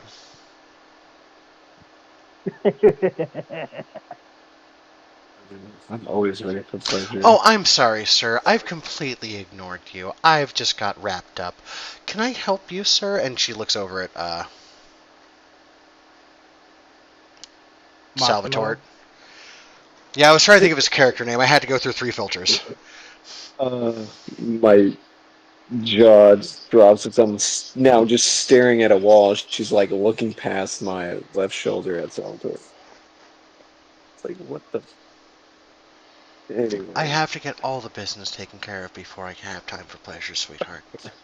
Don't worry, I'm not going anywhere. Oh. I'll wait. Massimo, did you have anything at Pots and Thoughts? Did you guys want to purchase any potions? I was on mute. Actually, I was interested in that list of ritual spells that she had last time. Oh, yeah. Now that I have a little extra spending cash. Yeah, I'm going to go ahead and roll up a few of them because the stock has changed, and by the stock has changed, I completely forgot what I told you before, so they're not there anymore. We're Fair going to go enough. 1 through 3. Class, any. Source book, any. So there's an unseen servant, protection from poison. Thunderwave. Ooh. Web. Wait, these are ritual spells? Oh, fuck. No, these are spell scrolls. I'm so dumb. Fuck. I'm sorry. Thank you. Don't worry. Like, I was about to say, like, the protection, like, that made sense, but the others, I'm like, wait a minute. Is ritual, yes. Sorry. Let me try that again. So, detect magic, purify food and drink,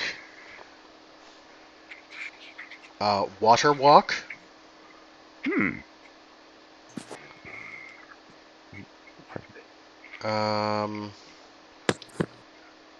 Alarm, and give me one more good one.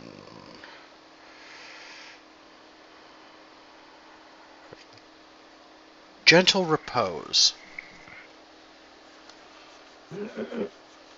That one is necromancy. I know you mentioned previously that you were interested in those on behalf of Nock. Yeah. Let me just see here. Which one is gentle repose? You cast it on a corpse, and for like a week it doesn't decay. It's magically preserved. So, basically, mechanically, if you can cast Gentle Repose on a character that's died within a minute, I will... You can revive them. Within 7 days. In this particular case, because I'm very generous, and I think it literally suspends the decomposition and the soul leaving from the body. Actually, it says 10 days. Oh, 10 days. Cool. Duration is 10 days. Okay. Also, would it benefit anybody if I were to cast that on the Lenorm corpse? It has already been harvested and broke down. It's already been completely. Okay. Oh yeah. There was lust for gold and loot in our character's eyes when that thing was broke down. All right. Just double checking one thing here. Yeah, no problem. Total of, let's see. I know there's charge for this, but we love you and you need a discount, and you decide a contract to get a discount. So we're going to say you can get all of those scrolls for a total of 40 gold. The Gentle Repose is going to be 15 gold by itself, and the Water Walk is 25 gold by itself. So if you buy basically those two, you can get the rest for free. What if we take out Alarm and the because I already know Alarm and I already know that first one you said. Unseen Servant. Yeah, and I know. Well, hold on, let me double check because I think maybe I did. Nope. Yep, I know Alarm. I know Unseen Servant. Got those last time. Okay. So for Purified Food, Drink, Water Walk, and Gentle Repose, what are we talking? I'll give it to you for 30 gold. Then I will do that. All of those would be beneficial to the party, I think. Oh, and she'll give you Leomund's Tiny Hut for free. Ooh, that's a good one. This one's vitally important for any adventurers, and you've more than proven yourself. All right. So I will do that. Thank you for your time. And, yeah, perfect. Okay. And you said 30 gold total. Yes, 30 gold total. Oh, and I believe I have a new shipment of tiny viper venom. If you are interested in that at all. Oh, most definitely. Is this from before or after the soul suck? After. Okay, then it's going to be when you extract the poison from your... And I will ask for a higher price, because obviously now it's from a much more unique specimen.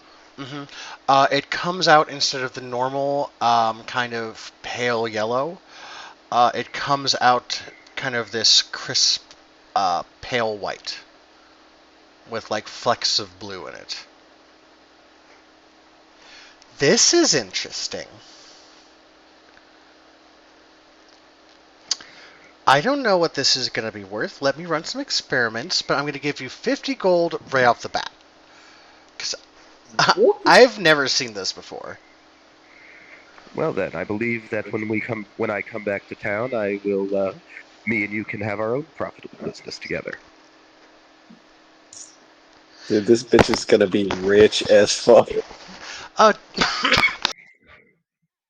Sorry. Do you want to turn that sign to closed on your way out? Absolutely, and I say, don't be too long. We still have other things to do. And I close it. I close the door. As you close the door, the last thing you hear is "Boys, out!" And behind you, the rest of the employees, of all very muscular men, covered in baby oil, in Chippendale outfits, walk out into the uncomfortably balm weather amidst rubble and ruins. Well, a tiny Lenorm and Red Dragon just look into the windows as everyone walks away. You can go ahead and roll me a performance check with advantage there, Cade. Already ready. Oh, shit. Can I use the inspiration? I still have it. Yes, you may. Go ahead and roll with advantage. You know what? Use your lucky first. And guidance. Actually, yes. As long as I'm still concentrating on guidance. Hold on. I need to. Somebody roll a luck check for me. It lasts a minute. Yeah. Hold on, but like. Oh, sorry, that was an advantage. Okay, somebody roll a regular luck check for me. Evens are going to be good. Odds are going to be bad. Advantage again. Odds are bad. Okay, bad. I maintain concentration until I think that they're in the middle of it, and then I take it away. Attaboy. So, like, he thinks he has guidance, and, like, he's feeling a little better about himself, and then... Cade, now roll that with advantage. Roll me another performance check with advantage. Go ahead and, for the purposes of this check, give yourself proficiency. Because this is a special performance check. Alright, and now roll that guidance. No, you think you've got guidance. I took it away when I can cast it. Yeah. Not too shabby. I mean, you're a little sore. You're a little tired from the day before, but I mean, she gets hers. And that's where we're gonna fade to black on you for the day. Good night, gentlemen. Alright, so let's see. Helmac did your things for that. Scion, what else did you have, sir? Actually, Tootabug, you had things, and you've been ever so patient. It is time for you to do some crafting checks. Yeah. So, again, this is a secret at the moment. DM me what materials you want to use. You have access. I'll DM you what you have access to. You have enough this to do that. Oh, I hope that's actually typing. That'll probably come up in like 5 minutes. Yep.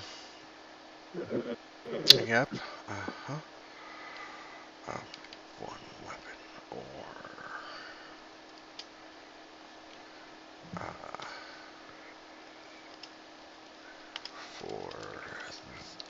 that. All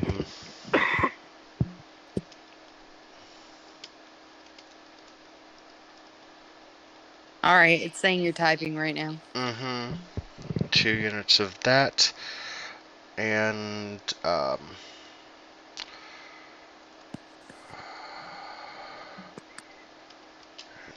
enough of these to not affect anything else.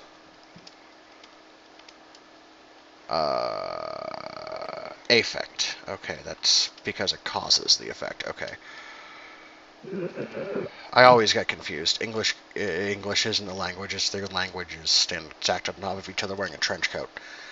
And a fake mustache. I forgot what I've typed. Let it load. God, my poor thing. This laptop is it's so slow. It can't handle all of this. I'm sorry. Yeah, Abin, you're gonna be there with Bryn's permission. You can be there to assist. If not, she's gonna do this all secret and special. If not, I can wait outside.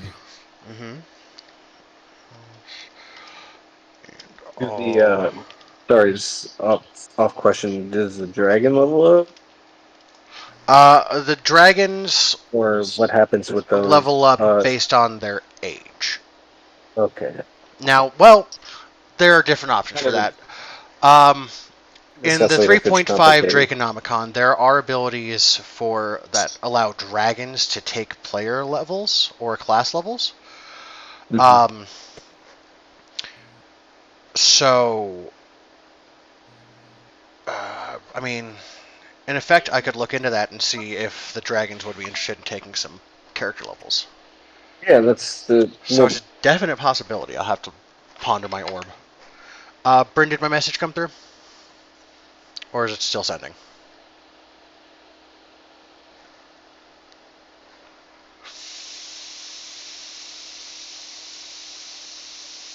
That's not a good sign.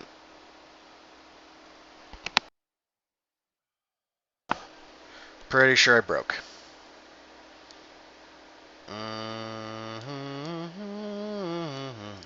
There we go, and I'm back. Nope. Yep. Maybe. Come on, sweetheart. There we go. You can do it. Alright, did you get that, Bryn? Yep. How about you just whisper to me instead of trying to make Discord work? Because no. Okay.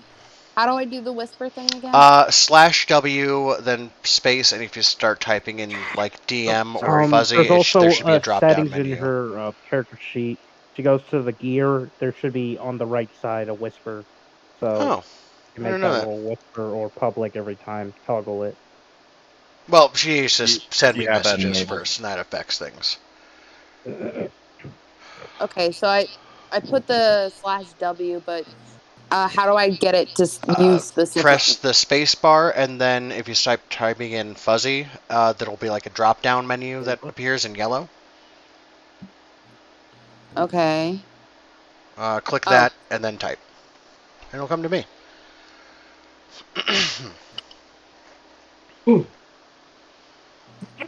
Yeah, while you're figuring those things out, I'm going to role-play Lipton's uncle. He is... he is an Earl of the House Grey.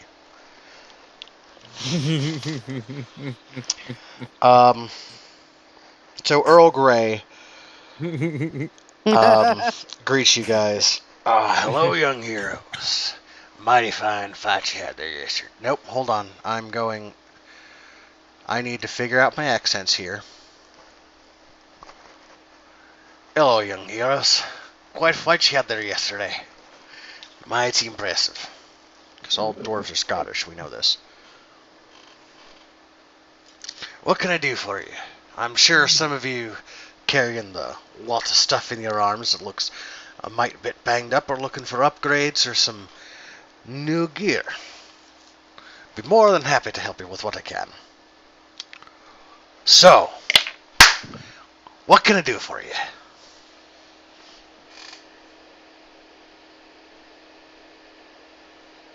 Who's Earl Grey talking to specifically? Basically everyone who was gonna end up in the forge. Oh, okay. Which is basically going to be about everybody. In that case, I will. Except Helmac. Yep. I would like to ask him to decorate this new shield that I had with my holy symbol. Mm-hmm. That will not be a And problem. You could decorate the Sentinel shield or the other one. I think I only had one shield that I got new. The Sentinel shield is the new one? Okay. Yes. Yeah. That's not a problem. And that'd be it. Okay, cool. Yeah, that's going to cost you 5 gold. Wow. Okay. Yeah, it's cheap. Normally it would cost 10, but you guys get an at-cost discount here. Because it's brought to you by the Sunny Lion. Okay, Evan, good for you. Wrathful, I know you wanted to upgrade your tower shield to be a spiky boy shield. Okay. Thank you, Bryn. I'll get to that here in just a minute then. Anything else that you have, Wrathful? Or is he not here? Because he said he had to go do something. I don't know if he came back or not. Nope, never mind. I'm talking to Ghost. He's not here. Yeah. Cool.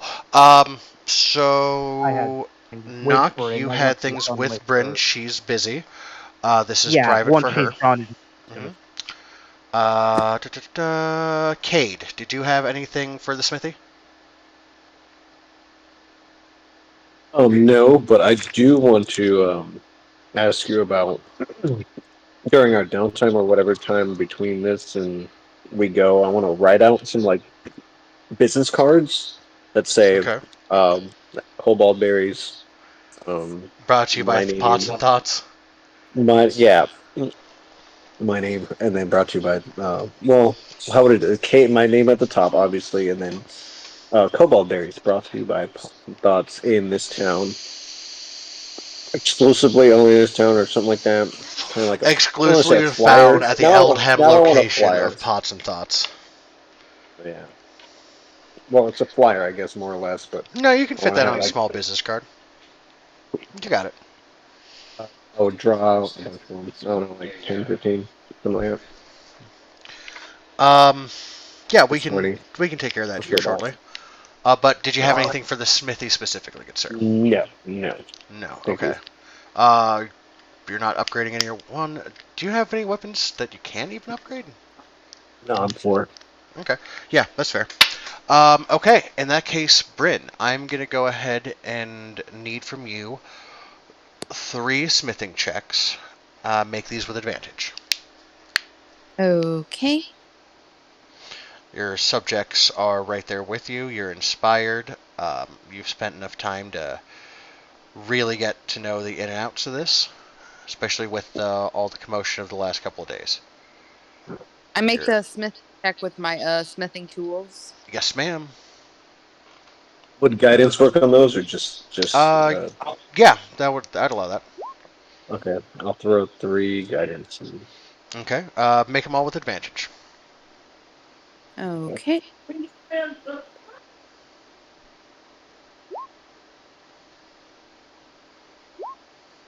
Okay, nice. So 2 more advantage rolls.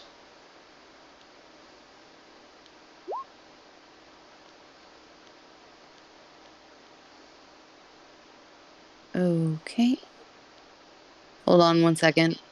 I'm just gonna use my computer one. Yeah, is it technical difficulties? Alright. No problem. Welcome back. I'm just listening. Okay, we're going to take the 15 out of those 2. Go ahead on the next one. Yeah, I think she's... Ooh. Nice. All right. So, Bryn shuts herself in the forge for 2 days. She doesn't come out. She works tirelessly. The sound of her hammer rings through the night and on the end of the second day, emerging from her sectioned off area of the forge, exhausted, covered in soot and sweat, walks out Bryn, and all three of the young dragons, bearing a suit of incredibly well-fitted chainmail armor. No way. Taken Awesome. and repurposed from the fallen kobolds, accented with a few of the blue scales of the Lenorm. Not enough to edit it mechanically or take away from your guys' stuff, but enough to display their victory over a superior foe. And in the center, after the crafting was done, from what Cade described, the dragons will also mount the Lenorm face as a place of honor on their chest out of the bone material. Badass.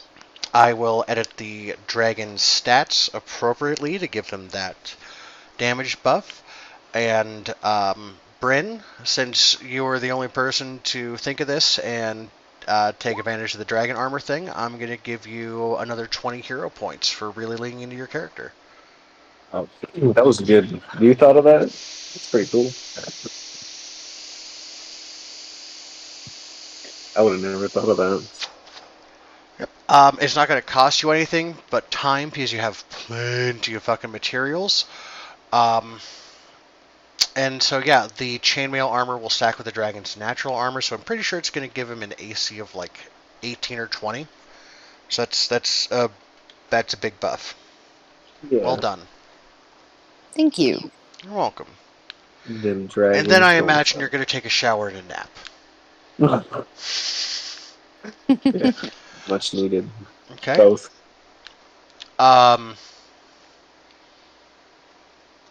I know people wanted to do some things with Bryn in the forge, and I apologize for making her spend 2 days doing this, but she really wanted to make this particular suits of armor.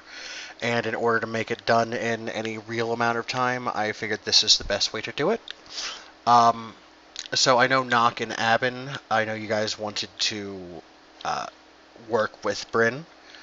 You guys can do that on the third day, and everyone will have another day of downtime stuff that they want to take care of as well while Bryn's doing that.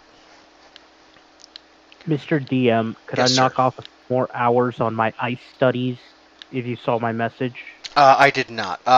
Try to whisper to me in Roll20, because if I open up Discord again while I'm streaming, everything's going to die. No. It wasn't on Discord. It was just on chat. I was just asking, because I've studied my Bryn did her thing. Yeah, absolutely. If that's how much time you need 4 hours of sleep, right? Yep. Okay, I'm just studying that thing, basically. Yeah, you basically. What else are you doing? Because I know you were doing a prosthetic, and yeah. I think you wanted to check on the orphans. That, yeah, we'll have that, but I figured we could just check on them. You tell me how they did. Save you some time. Yeah, no problem. The orphans, fortunately, since they're kind of tucked away from everything and everyone, the only thing that happened to them was they got a hell of a view of Bryn and Abin decimating the kobolds, since the orphanage is this building back. Oh, whoop, stop moving. Stop moving. Nope. Just stop.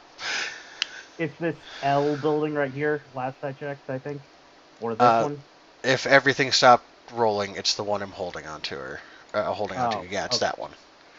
And since they were either outside that one or right there, some of the orphans got a front row seat of Abin and Bryn decimating the kobolds and saving the town. So, I mean, they're all about you guys.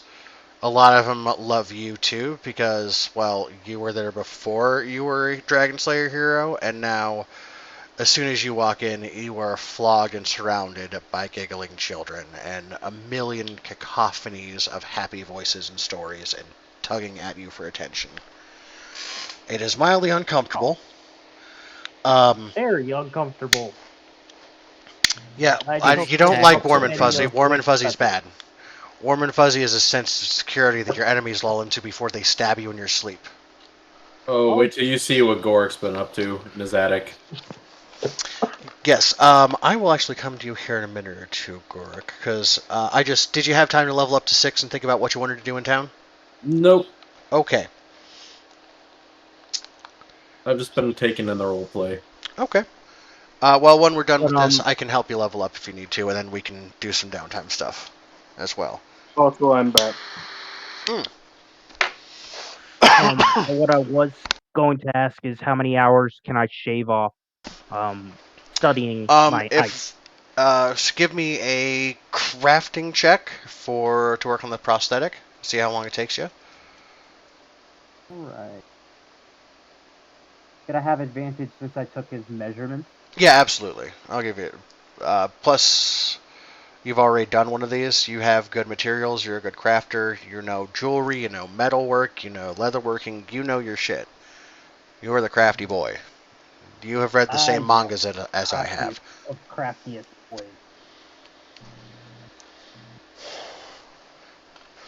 $24. That's pretty fucking good. That'll take you, I'm gonna say, 2 work days of time. So you can, if you worked a double on the first day, and that's basically all you focused on, you could complete his prosthetic in a day.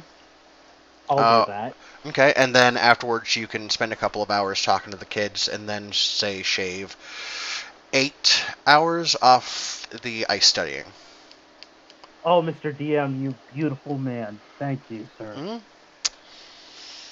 You don't need 4 hours of sleep, and only 2 of those need to be spent actually asleep. Or, I'm sorry, no, they actually need to be spent in that medication. But you can, like, do light activity, which is, like, read your book while you meditate. It's stupid. I love it. Broken. Love elves and related things. Alright, so on the first day, we still had Wrathful. Did you have anything to do with the smithy that isn't to do with Bryn? Did you have some work to do with Earl Grey, Lipton's uncle? Dropping off both of the shields and having them combined. Okay, not a problem. Anything else? Who's making the armor? Bryn may have spent 2 days making sets of chainmail for the dragons. So no one else, you guys as a party have not decided what to do with the Lenorm scales for armor and stuff. So we're not going to make any rulings on that right this second. I'm not going to go ahead and say, yes, and someone's claimed that. I want a set of full plate made from the dragon. Now... Because, like, I'm pretty sure 4 people want sets of full plate made from the dragon. Now, do I have to roll off anything with the blacksmithy, or can I run and do my own thing? Oh, you can run and do your own thing. That's not a problem. So I wanted to for the first day. Go ahead. No, I was just asking. So, oh wait, was somebody else talking? I didn't hear. Yeah, Wrathful was going. Continue, Wrathful. Go ahead. So after you drop the shields off to be combined. Yeah, I probably would have went to speak, unless that's still going to take a little longer, speak with Dorian Blackhammer about the surveyors. Okay. That was a few days ago. They should be back by now, right? Because of when they were sent off and when they returned, they magically almost avoided the kobold invasion. Wow. They were tucked away when they marched through. They were doing their surveying and excavating. By the time everything was, they were done checking things out, the battle was done. So they left, came back like a couple days later, and the town is in shambles and there's corpses everywhere.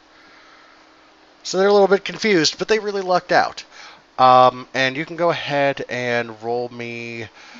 let's see. Dorian's got some money. he could invest some stuff. You were going to go into business with him on this, so he takes this seriously. So he probably sent out a rod of detect ore and minerals. So go ahead and roll me. And are you good with investigation? No. Okay. For this roll, click proficiency in investigation, and then roll it with advantage, and then ungive yourself proficiency.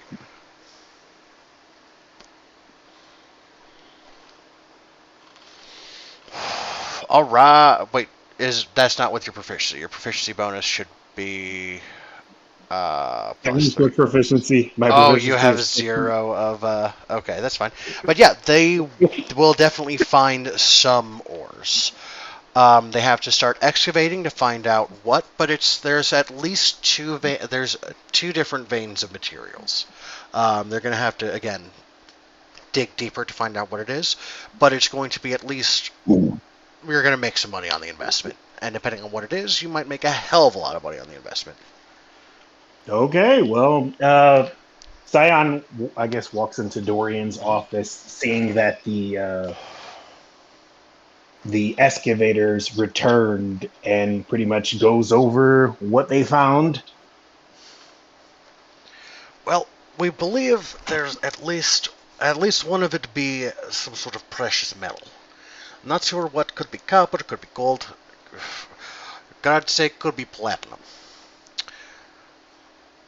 But I'm not entirely sure until we really get in there. I don't know why Scottish turned to Russian, but now dwarves are Russian. Congratulations. I cannot maintain Scottish accent. Other one drunk. You're not from fatherland. How much are we? What's the price range here? What's the pricing that we're thinking of? Oh, somewhere in the round of between 30,000. God damn it! Pick an accent and stick there. Yet. Duh. Ah, crikey, bub. It'll probably take a while to get the old Bobby warmed up. No. Oi, oi, oi. Oi. What was that garbage just spilled out of your meat hole? Alright, we're Russian and shoulder. Move shoulder talk, not face. Yes, there it is. Alright. We're looking at somewhere between 30,000 to 300,000 gold pieces in precious metal alone. Plus whatever second vein is. Could be gold, could be mineral, could be coal. But something is in those hills, and we shall find it out. That's good to know. But I was saying, what is the price? How much would it cost to provide equipment, manpower, guards? Well, depending on how well you want guard to be, I can send some of my boy. We might be able to pay off militia to send a couple of guard once things settle down here. We talking between 10 to 30 gold for a month of excavation? 10 to 30 gold for a month of excavation. Depending on how good you want the equipment to be, how good guard you want to be. You get packages. Like you can take the low package, the mid package, or the elite Do package. you want wood pick, iron pick, diamond pick? I give you 5. What are you thinking, Dorian? Well, I can throw in 30 right now, or 40. I can probably go 50. If you're willing to throw in 50 gold, I will match 50 gold right here, right now. We buy best equipment. I send best miner. I send best guard. We make this cave our bitch. We mine it till run dry. I swear I thought he was freaking, like, a few days ago he was Scottish and now he's Russian and it's weird. I can't maintain a Scottish accent. I don't give I've a tried shit if 3 times I tonight want to and give it's him failed. inspiration just for this. Honestly, I prefer the Russian minor to the Scottish one anyway. So. In all sincerity, I've seen this post on D&D channels that, from a mechanical standpoint, dwarves should speak with a Hawaiian accent. because with them being What? underground and picking, sharp tongues with lots of hard consonants like Scottish or Gaelic will just get drowned out in the sound of the pick. But the long consonants and different and like almost sing-song inflectuations between vowels would carry long distances in the tunnels and be easy to separate. And the Hawaiian language is very like you think of water, like everything just kind of flows well when they're talking. It sounds like a song, and it's like very fun. But that is neither here nor there. I apologize. I digress. Everyone take 5 hero points for letting me rant. Beautiful rant.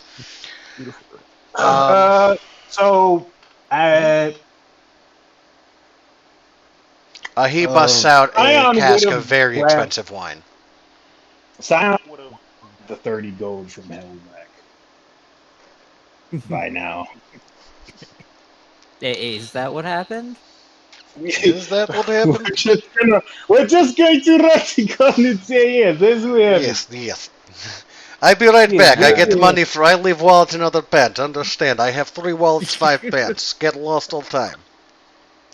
Da. All right, fine. Take your 30. Damn. Just wait until you realize the drows are actually Australian accents. That's good. Oh, God. Because they come from down under. Oi! That's right, mate. Oi.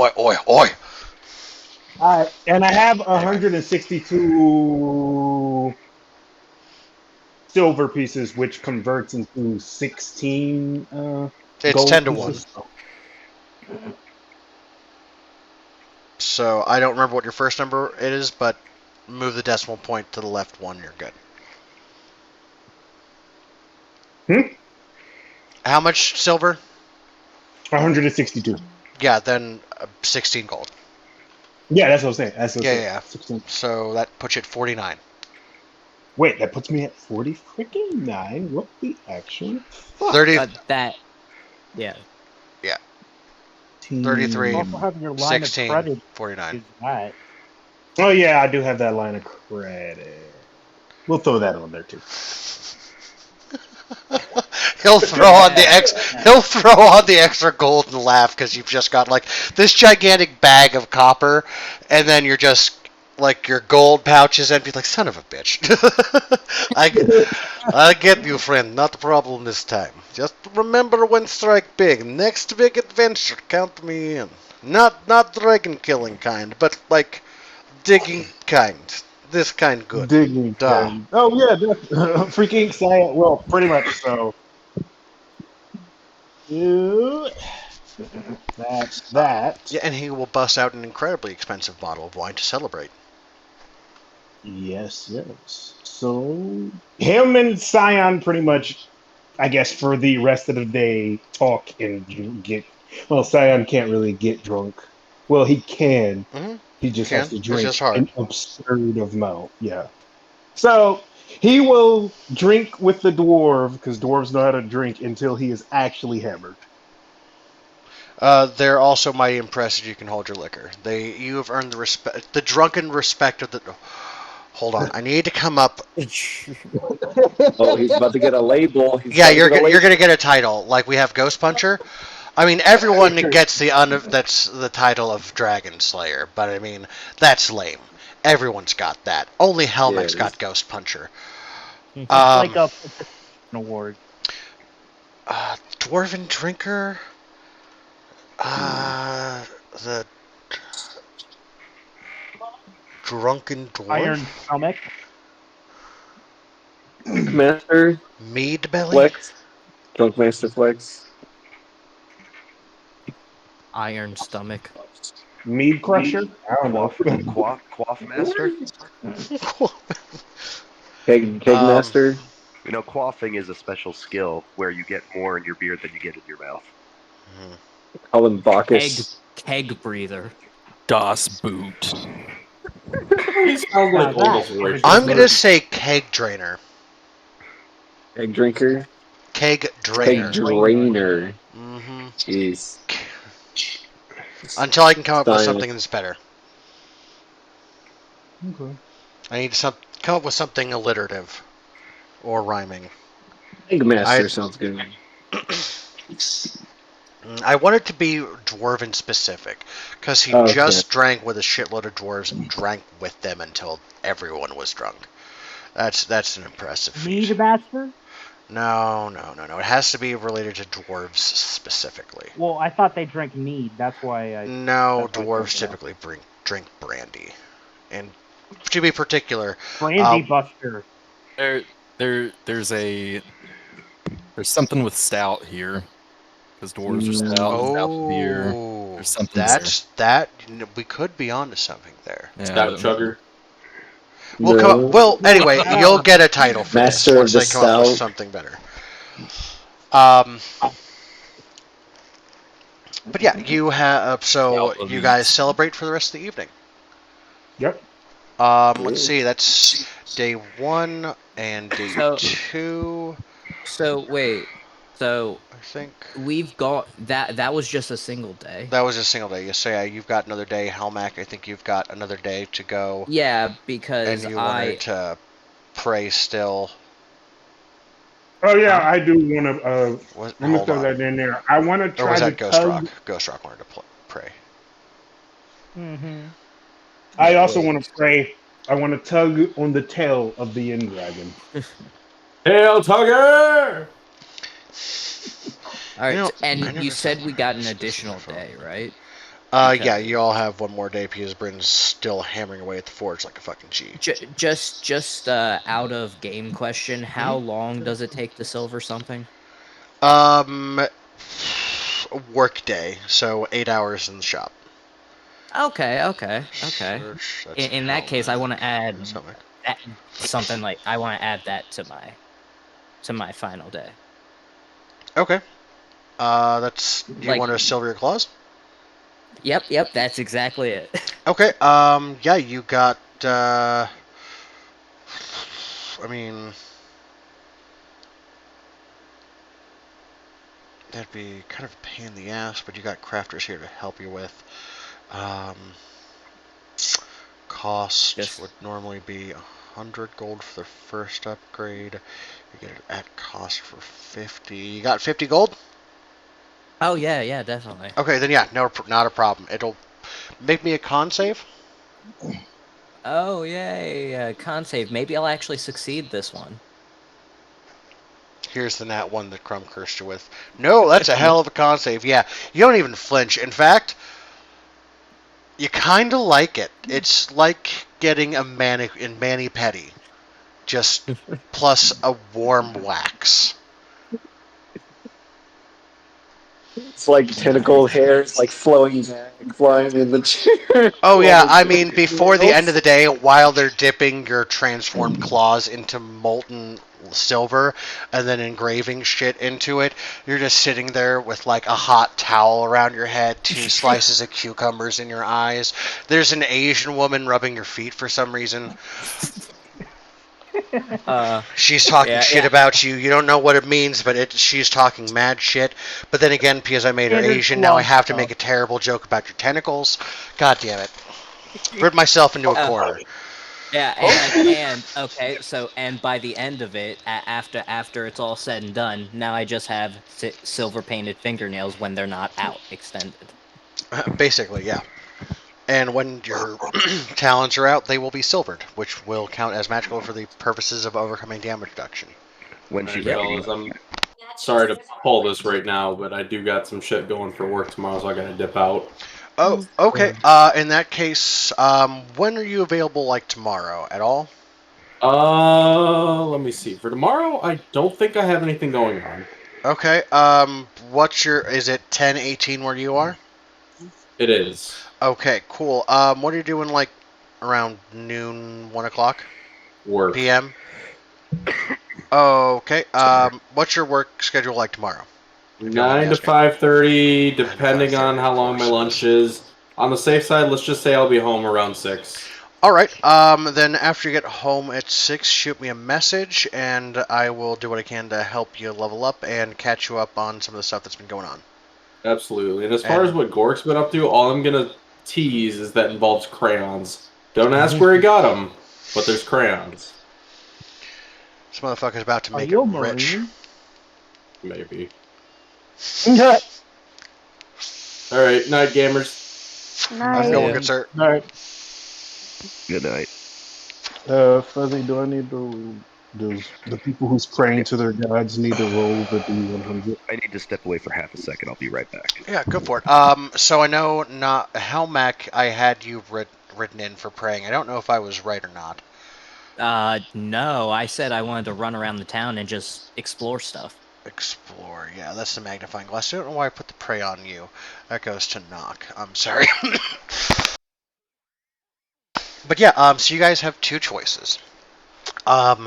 There's just basically a little shit temple in the cathedral that's not really dedicated to any god. It's just kind of a place where people come to pray.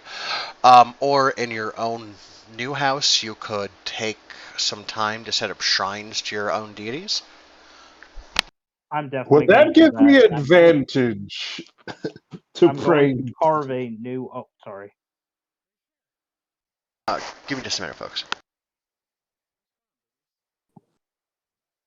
Hey, Girl Strap, can you carve me a shrine too? You want me to go ahead first? Yeah, you can go ahead first, but I was asking, can you carve me a shrine too? Role play it, and sure, I could totally do so. Alrighty, I apologize, I'm back. So you could set up shrines in your own home if you so desire, to your own particular deities. Yeah, so while you were gone, what we thought about was we're probably gonna do. I'm not sure what Wrathful's gonna do, but he wants me to carve his deity and stuff. So I plan to do that for him, and then set up hopefully a bigger statue of Shar in the base. Okay. So you guys, right now we're still Theater of the Minding this, but I'll come up with like a grid or some shit that you guys will have access to, so you guys can kind of decide how you're going to set up your rooms and all that other jazz. More in depth, more. Zion's set in stone. probably not gonna wind up staying at that building, if you know what I mean. Yeah, well, regardless, you'll still have your own place for your own secrets or a place to escape to should shit go south. Yeah. But yeah, that's fine. You don't have to stay there. I get it. But in the meantime, absolutely, you guys can either set up a shrine in your own individual rooms, or you could set up a shrine in sort of a communal area. Yes, that would be specifically designated as like a pantheon. And are they doing during the 2 days that I'm working on that dragon armor? Yes, ma'am. Or this? Okay, so this is. I'm studying my ice right now. Time logic wise. Yeah, this is their deity time. If How many days is this taking? This will be day number 2. And it will take most of the day to set this up if you choose to do that. Oh, I gotta go over the notes I sent you earlier to remember what the hell I was trying to do. Well, let me take a look at my phone. Okay. I already did the you helmet, hammer, shield, note. So you got the kobold armor. You wanted to either help out with the town, and I think with the hammer crafting, with just the hammer, not the crafting hammer. Shield upgrade, and then you wrote a letter to your dad. So I think that's basically everything. So yeah, you can spend the whole day setting up your shrine here.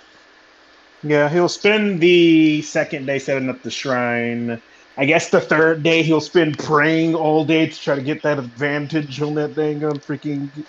And the fourth day, if we're spending 4 days, he's gonna spend with Selena all day. Or if his father decides to read the freaking letter and get back to him, you know. You were jumping days. We're concerned with day number 2 right now, and we will go from there.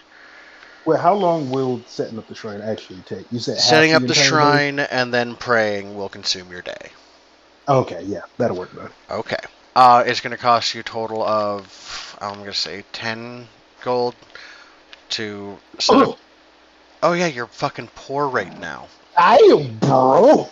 Like, Helmac, legit Helmac's broke. banking industry offers loans. How much is that interest gonna be, huh? Well, you get the friend discount, so it would be 5% a month. I'm not good at math, Fuzzy. Are you? Is that a good deal or a bad? Well, 5% a it's month 20% would basically from actual banks in real life. Yeah, so 5% would basically be if you get loaned 1 gold piece after a month, you'd owe him a gold piece and 5 copper. Ah, okay. So after a month of me getting 10, I'd owed him 10 gold pieces. No. No, If you borrowed 10, then at the end of the month you'd owe him 10 gold and 5 silver. Okay. No, that's not bad. Sure. Scion will freaking suck up his pride for a second because he's trying to get that almighty god boon and go talk to Helma about borrowing 10 gold. I want to see this happen. Come on. Oh no! He's not trying to do this. Oh, but you're going to, or else. Play. All right, I'm gonna just go. I'm gonna lean into it. Scion is pacing back and forth, like speaking out loud. I'm not gonna do it. Think of your pride. Yeah, but you need to freaking talk to your god. You gotta show that filthy. But pride here, man. Pride. Think of it. And he's just like going back and forth, stomping around, and he just exhales. Where is Helmek at this moment? This is day 2, right? So Yes, sir. Day 2. Am I in the middle of getting my claws done? Yes, you are. You were exactly in the middle of getting your claws done. So you walk in, Scion, to the smithy. The air smells of oil and fire and sweat and silver. And hold on. Who's drinking a mojito? Before that part happens, I'm trying to make this as weird as possible. The dragon is like chilling Scion, before he walks in, legit just like peeks around, like I guess you could say the window's corner, and just is staring at Helmek through the window, but only like half of his face, like his eyes, is staring at freaking Helmek, and he's just like, "Fuck." You currently can only see the bottom half of Helmac's face because he's leaning back with a warm towel across his head. I know. And then he walks in, and that happens. The sounds of smooth jazz accentuate the hammering going on in the forge.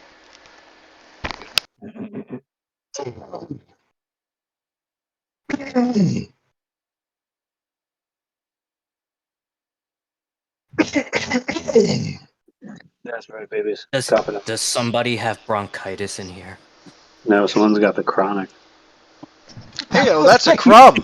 I know that voice. Oh my goodness, he's been in and out for a while. Sounds like he has ligma. No, freaking Scion is trying to. I was kind of just listening in. I'm rolling blunts while she puts Parley to sleep. Attention. Right. He's got dragon disease. Anyway, back to as you were saying, Rathwell. Helmek, my. Give me a second. It's on day 2. I gotta get the right. No, that happened. That actually happened. Scion's like, Helmek, give me a second. Yep. Okay, we can say that happened. Helmek, give me a second. Helmek? Scion? You haven't taken the cucumber off of your eye yet? Kindness. Could you be a brother, dearest, and allow me to borrow 10 gold from you? I seems to be inexplicably broke at the moment. At that point, the cucumber comes off the eye, and you see a rather disturbing image of Helmac's eyes just lighting up as you say that.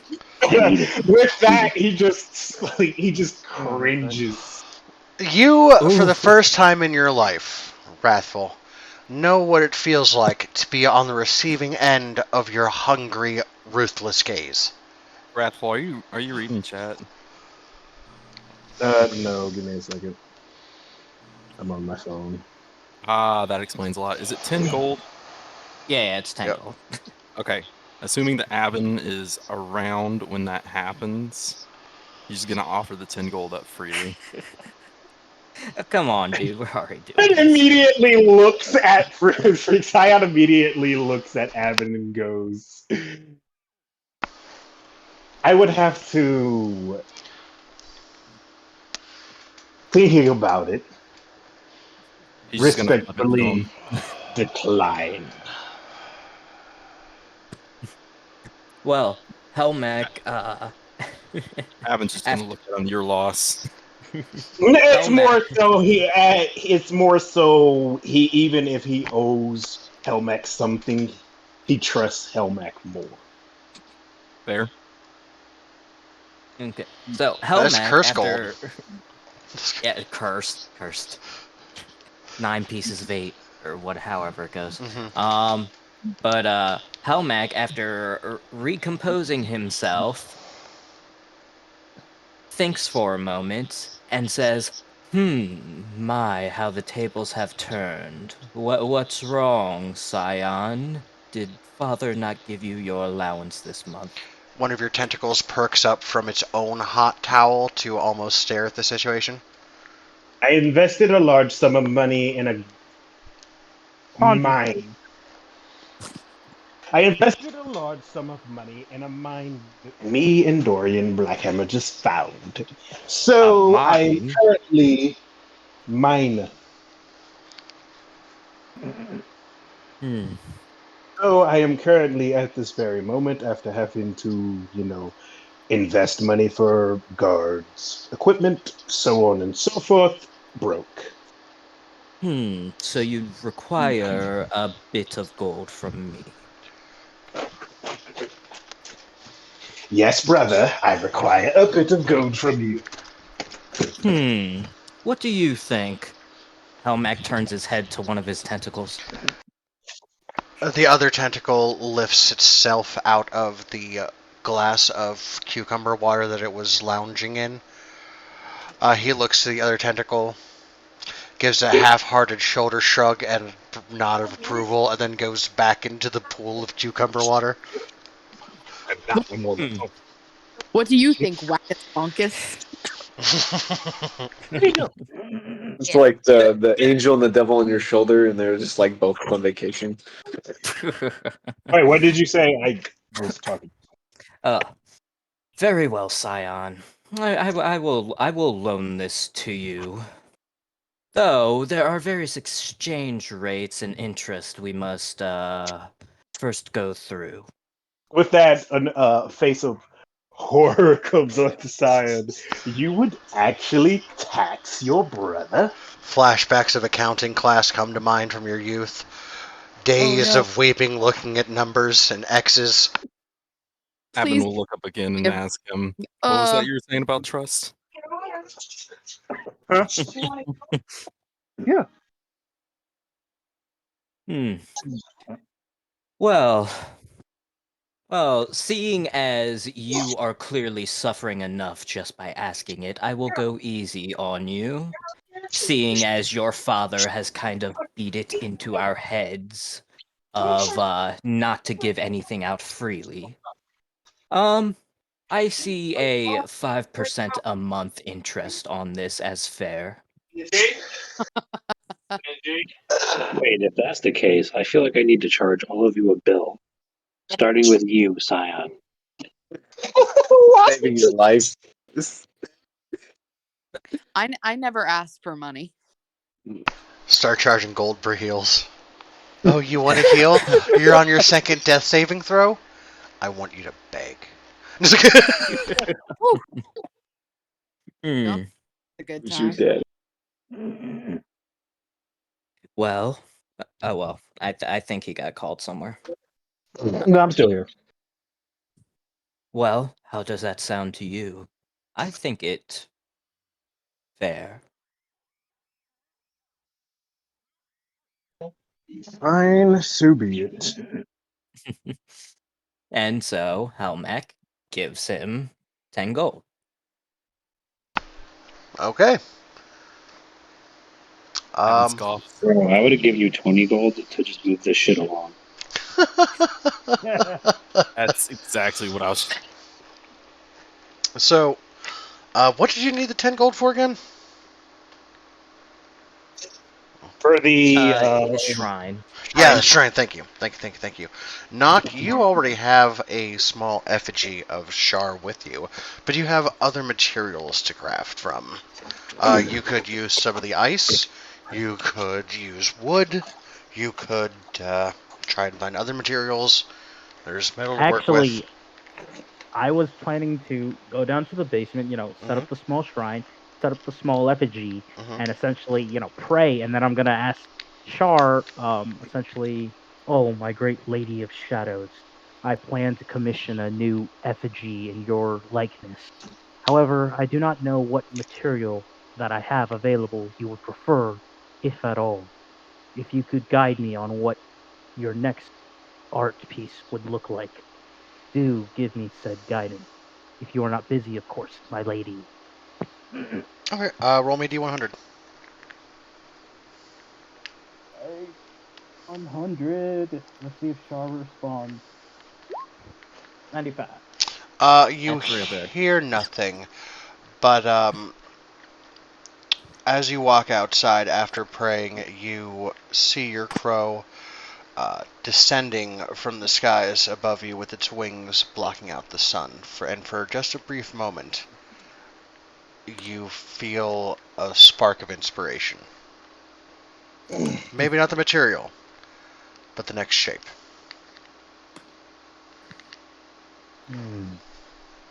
Perhaps something with crow, its wings wrapped against the earth.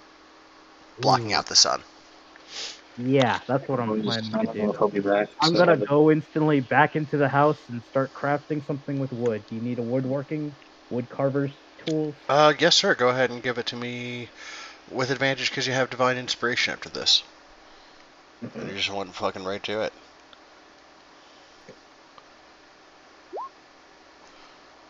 Okay. Not the best piece that you've done, but it is still an expertly crafted piece. You think this medium isn't the proper choice to summon the proper evocation, but it will do for now.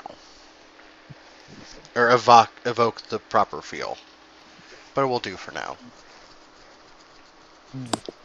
I only hope my lady is patient with me, so I can find the material that pleases her the most. Knox says, scratching his chin. Okay. Wrathful, at the end, towards the end of your day, you finally have a shrine set up in your room. You have a stone altar. Oh yeah, go ahead. Well, since this is the dragon of the end, it was going to be a bit more intricate because I wanted a like in wood. I wanted a dragon, but not the form. I want it to be like the shape of smoke, but in dragon form. That's kind of cool. It'd be really fucking hard to do. It's definitely going to cost a whole lot more than 10 gold. Yeah, Come that back is. to Helmac to borrow more. But for 10 gold, you can get a small altar with the holy symbol of a Chronepsis crafted, which is a single watchful eye surrounded by black scales. Okay. Also, can I... It's wood, made of wood, correct? Yeah. Can I use a necrotic ability to wither the wood? Oh, I like it. Proficiency with religion? Yes? No, I don't think. Jesus Christ. What skills do you have? Arcana? I suck at Arcana. I'm Low decent. intel. He is Did you smart. say history before? Yeah. Give me a charisma check with proficiency. Yeah, because he's a charisma You mean with caster. advantage? No. Make sure if you just roll charisma, it'll just roll straight that and whatever your number is. So, are you proficient in charisma saves? You mean saves? Yes, I'm already Okay, proficient. cool. That works then. Then 24. Yeah, you will be able. With that's a hell of a check. That'll allow you to wither all of the scales without touching the eye. The eye remains sharp and focused, even though the scales appear to be aged. Yeah, that fits more, I think. Nice. You can go ahead and roll D100 for your prayers, depending on what are you praying for. Pretty much he's just he's been doing it when we went into that dream, and I'm pretty sure that was Chronopsis that pretty much said someone's been tugging at his tail. So pretty much just trying to get in contact with this guy. He's pretty much trying to create a bond, a link. So most people with their gods have some sort of link. He does not. Roll D100. Mine's link is through a chicken.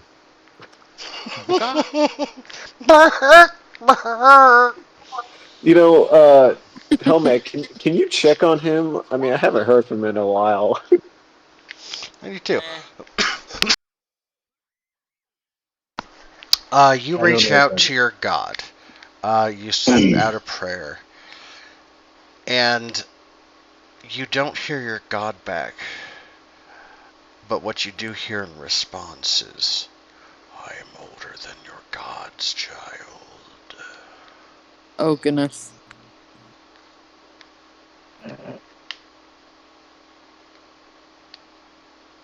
And you feel the soft flickering of a serpentine tongue grace the air behind you, but when you turn to look, nothing's there.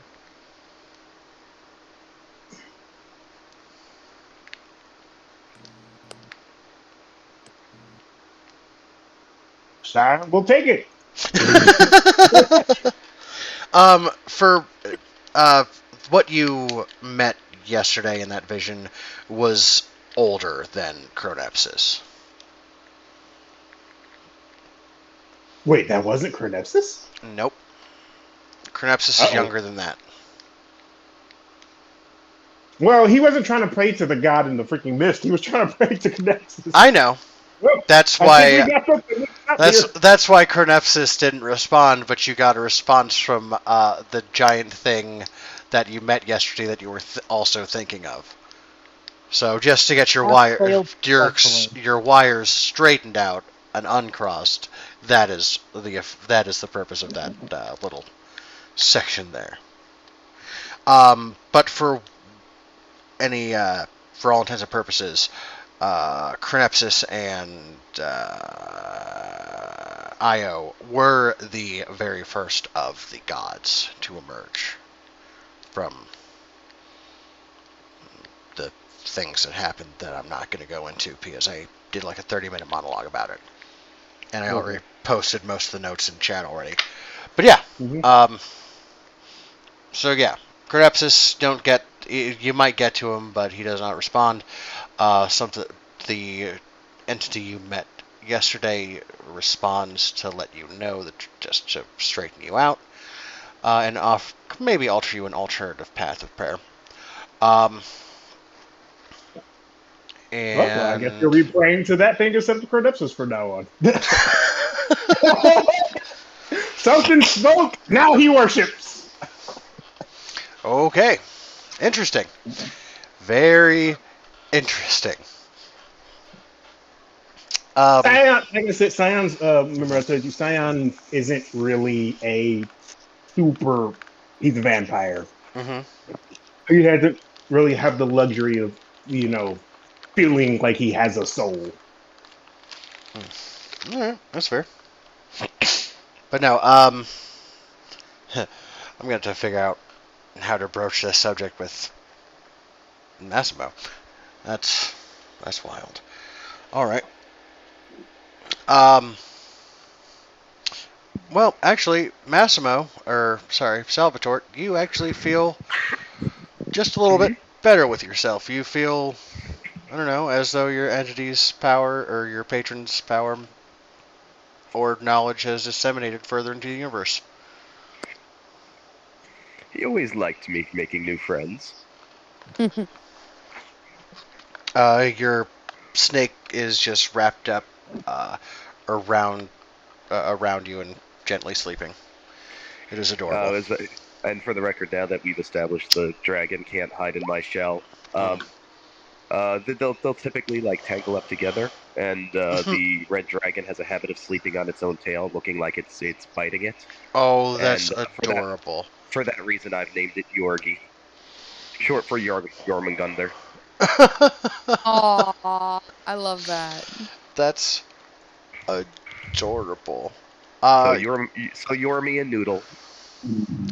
You're gonna get 10 hero points for that, good sir. Oh, thank you.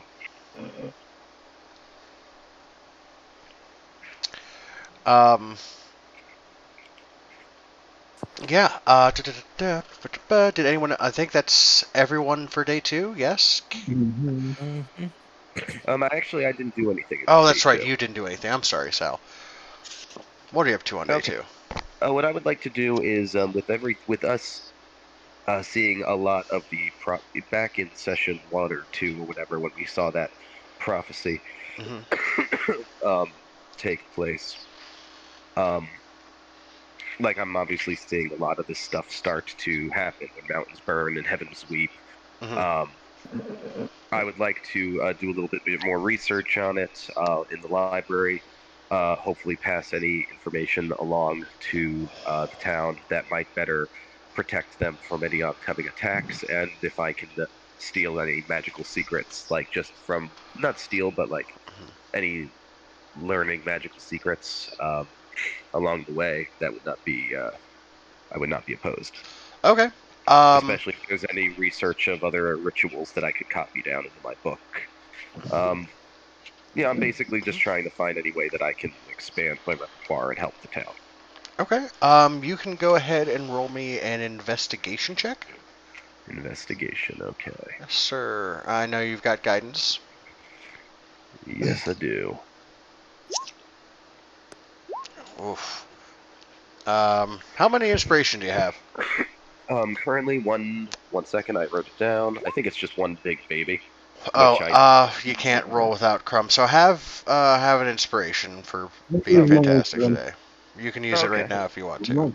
Doing it. Oh, was Wrathful going to give you one? Yeah, I was going to gain one, and Wrathful lets you use one of his. Oh, thank you so much. And then Wrathful is going to get 10 hero points. And wow, goddamn, you're just not meant to be. But I will say you find one of the lines of that, poem or that prophecy in a tore out page of a book in the library that is otherwise full of prophecies. Okay.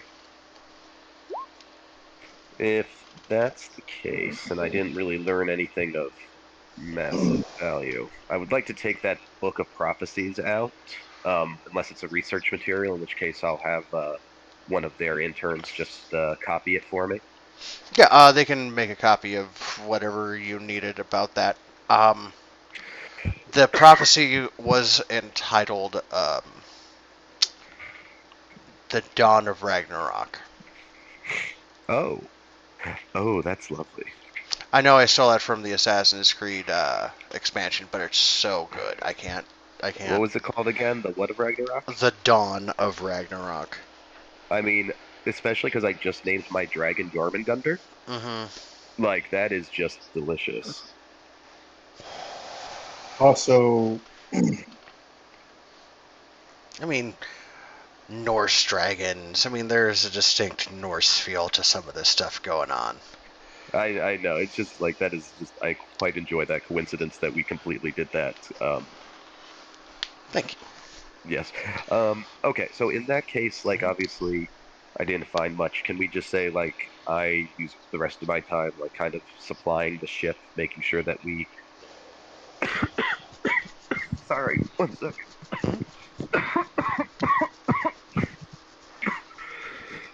when he's done, Fuzzy wants to talk to you about something. Shoot me a whisper. /W space and then start typing Fuzzy, and then there'll be a drop-down menu. Sorry about that, everybody. Okay. Just supplying the boat. And Okay. making sure that we have everything we need, maybe giving us a little bit more preparedness if we encounter something unexpected while out on the water. Okay. Roll me. I'm going to go ahead and say roll me a persuasion check with advantage as you speak to Dorian Blackhammer about this. Since he's a dockmaster and he's already friendly with you guys. All right. Yeah, you can outfit the folding boat. Again, can be turned into either rowboat, big enough for 2 people, a small sailing ship that can a small vessel that can hold 6 people, and then like a full-size galleon that can hold 20. Hey, I'm interrupting. I need someone to roll a d20 for luck. I gotcha. Why 7. are you always at advantage, Kate? All right, thank you.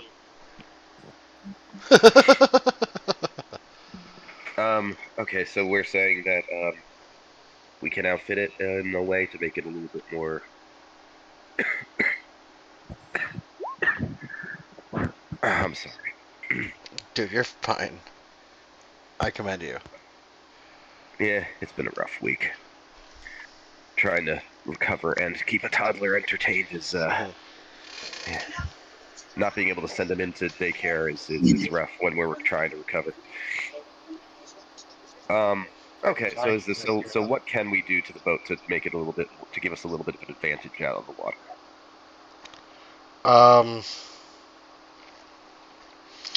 Well, none of you are proficient in sailing vessels. Water vehicles. What would that entail? Ooh, I have a thought. What would that entail? Would that be like a what skill is that? I remember this one. Oh, there are tools that help you Mariner. be proficient in that. Mariner, but vehicle proficiency. Is that something Water that vehicles. May I use detect thoughts to try and like go into his mind and learn a thing or two? He's just going to offer to teach you some stuff. Then I will accept that. And like maybe that'll give us like an advantage during like a tough moment. It's like, yes, I remember learning this.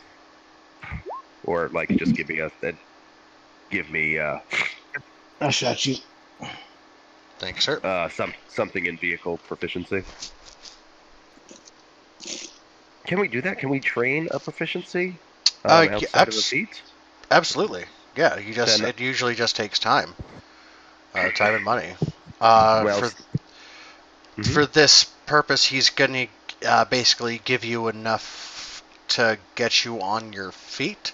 So I'll give you basically jack of all trades on it, so half your proficiency bonus.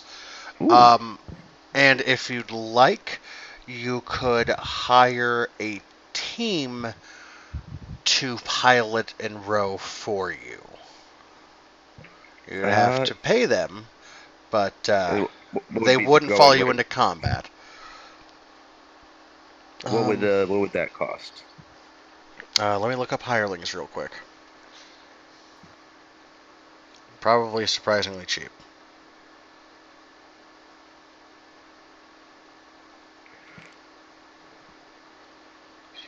How do I add vehicle proficiency to my skills? You can just add it to tools, can't you? Yeah, that's what I'm trying to figure out now.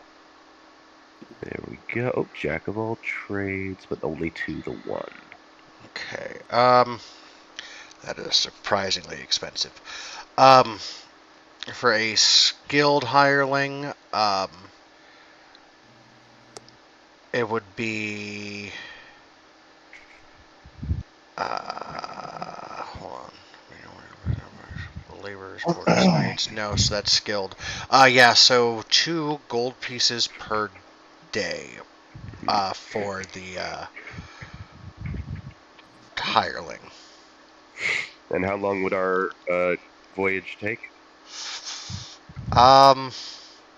Let's see. You're gonna go by river, so it's gonna go by boat up to the Northwich port, which is gonna be faster. Then you have to port it across. That'll take a day.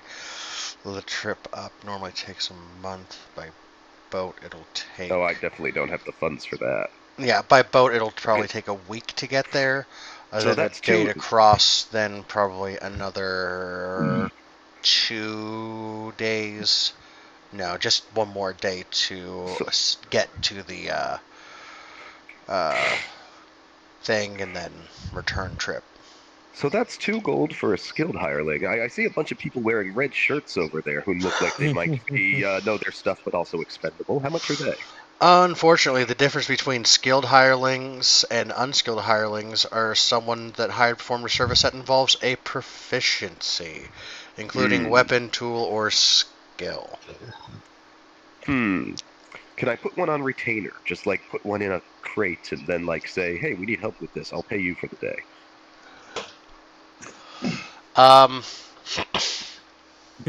You know what? Roll me a persuasion check with advantage. And yes, you're right, Scion. I do need to address that. I will talk to you about that in the not too distant future. Let me just kick it. Sorry, where did it go? What the heck? My character sheet is stuck on the when I was trying to change my thing around. Let me X out and just get back into it. Okay, you said persuasion, right? Yes, sir, with advantage. It's still doing it. What the heck? Let me out. Let me out. Refresh roll 20? Yeah, I'm just going to do that. Sorry about that. All right. Julian has something to say. Okay. You said what the heck? It's a bad word. What the heck is a bad word? Oh, Julian! Yeah, you get on your dad. Yeah, shame. For shame. Because sometimes you need to say a bad word so the bad doesn't build up inside you and turn into an ulcer. Oh, man. Do you want Daddy to get an ulcer? Thank you.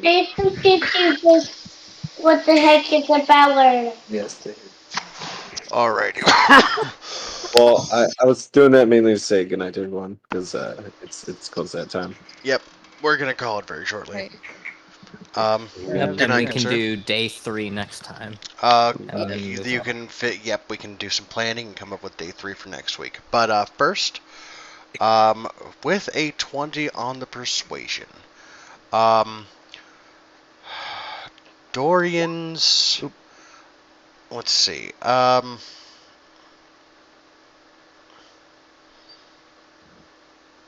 don't know if I want him to be his son or his nephew.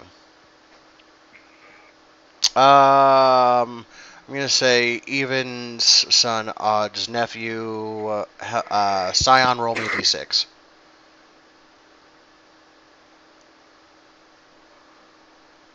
They're perfect. All right, son. Okay. So Dorian's son, who is, let's see,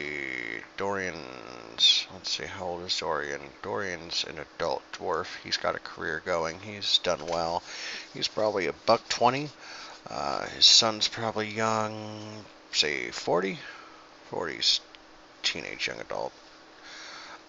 So Dorian's son is going to step up. He is a young dwarven man. Old teenager, young man in dwarf terms. His beard's starting to come in, but it's not terribly thick yet. He comes up. It's like, Father, I believe this time for me to leave Nest. I travel with heroes. I learn to fight from them. I learn to teach them to sail. And I come back to you. Strong man you can be proud of. And Dorian's son, he's Russian. Would Scion know who Dorian's son is? I mean, probably in conversation, but I haven't addressed it yet because it hadn't mattered until just this moment. Scion would probably you shush. You're not there. You're praying. What was his name again? That's what I'm trying to come up with, but people keep yelling at me because they don't know what Russian names are. Because his name is Sven. Sven Blackhammer would volunteer to teach you how to sail for free. Help sail your vessel and teach you while you're on your adventure, in exchange for allowing him to tag along and basically learn how to fight and adventure with you guys. Well, Sven, I graciously accept, and I hire you on as our unpaid intern. You will find that what you lack in monetary, what you lack in monetary compensation, you will make up for in exposure.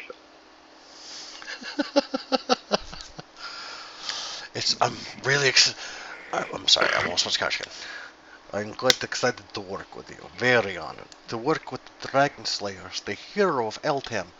No man could ask for higher honor. I will prepare. I will be ready for whatever you need done by dawn. Absolutely. It is an honor to have you on our ship, and I look forward to learning from you. I don't often get a chance to go on the water so much. Normally it's just kind of walking along the bottom and trying to take a breath every couple of hours. Although that's much less of a problem now than it used to be. As a matter of fact, I've had a good day today. I think I've earned this. And he just goes, and takes a deep breath and goes, ah, yes, that's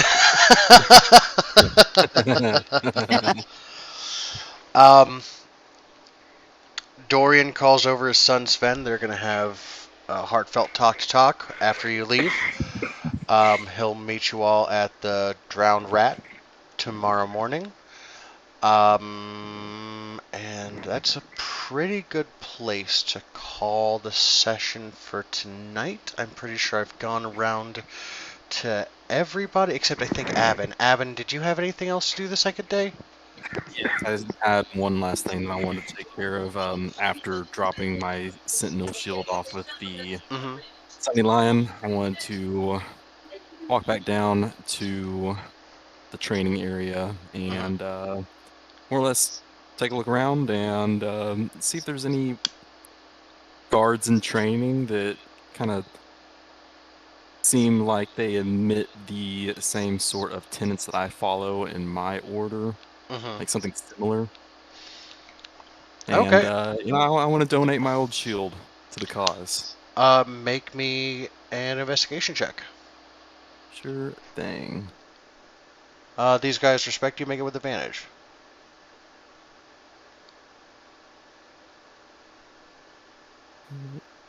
Advantage. All right. Let's see. There's nothing we're talking about, right?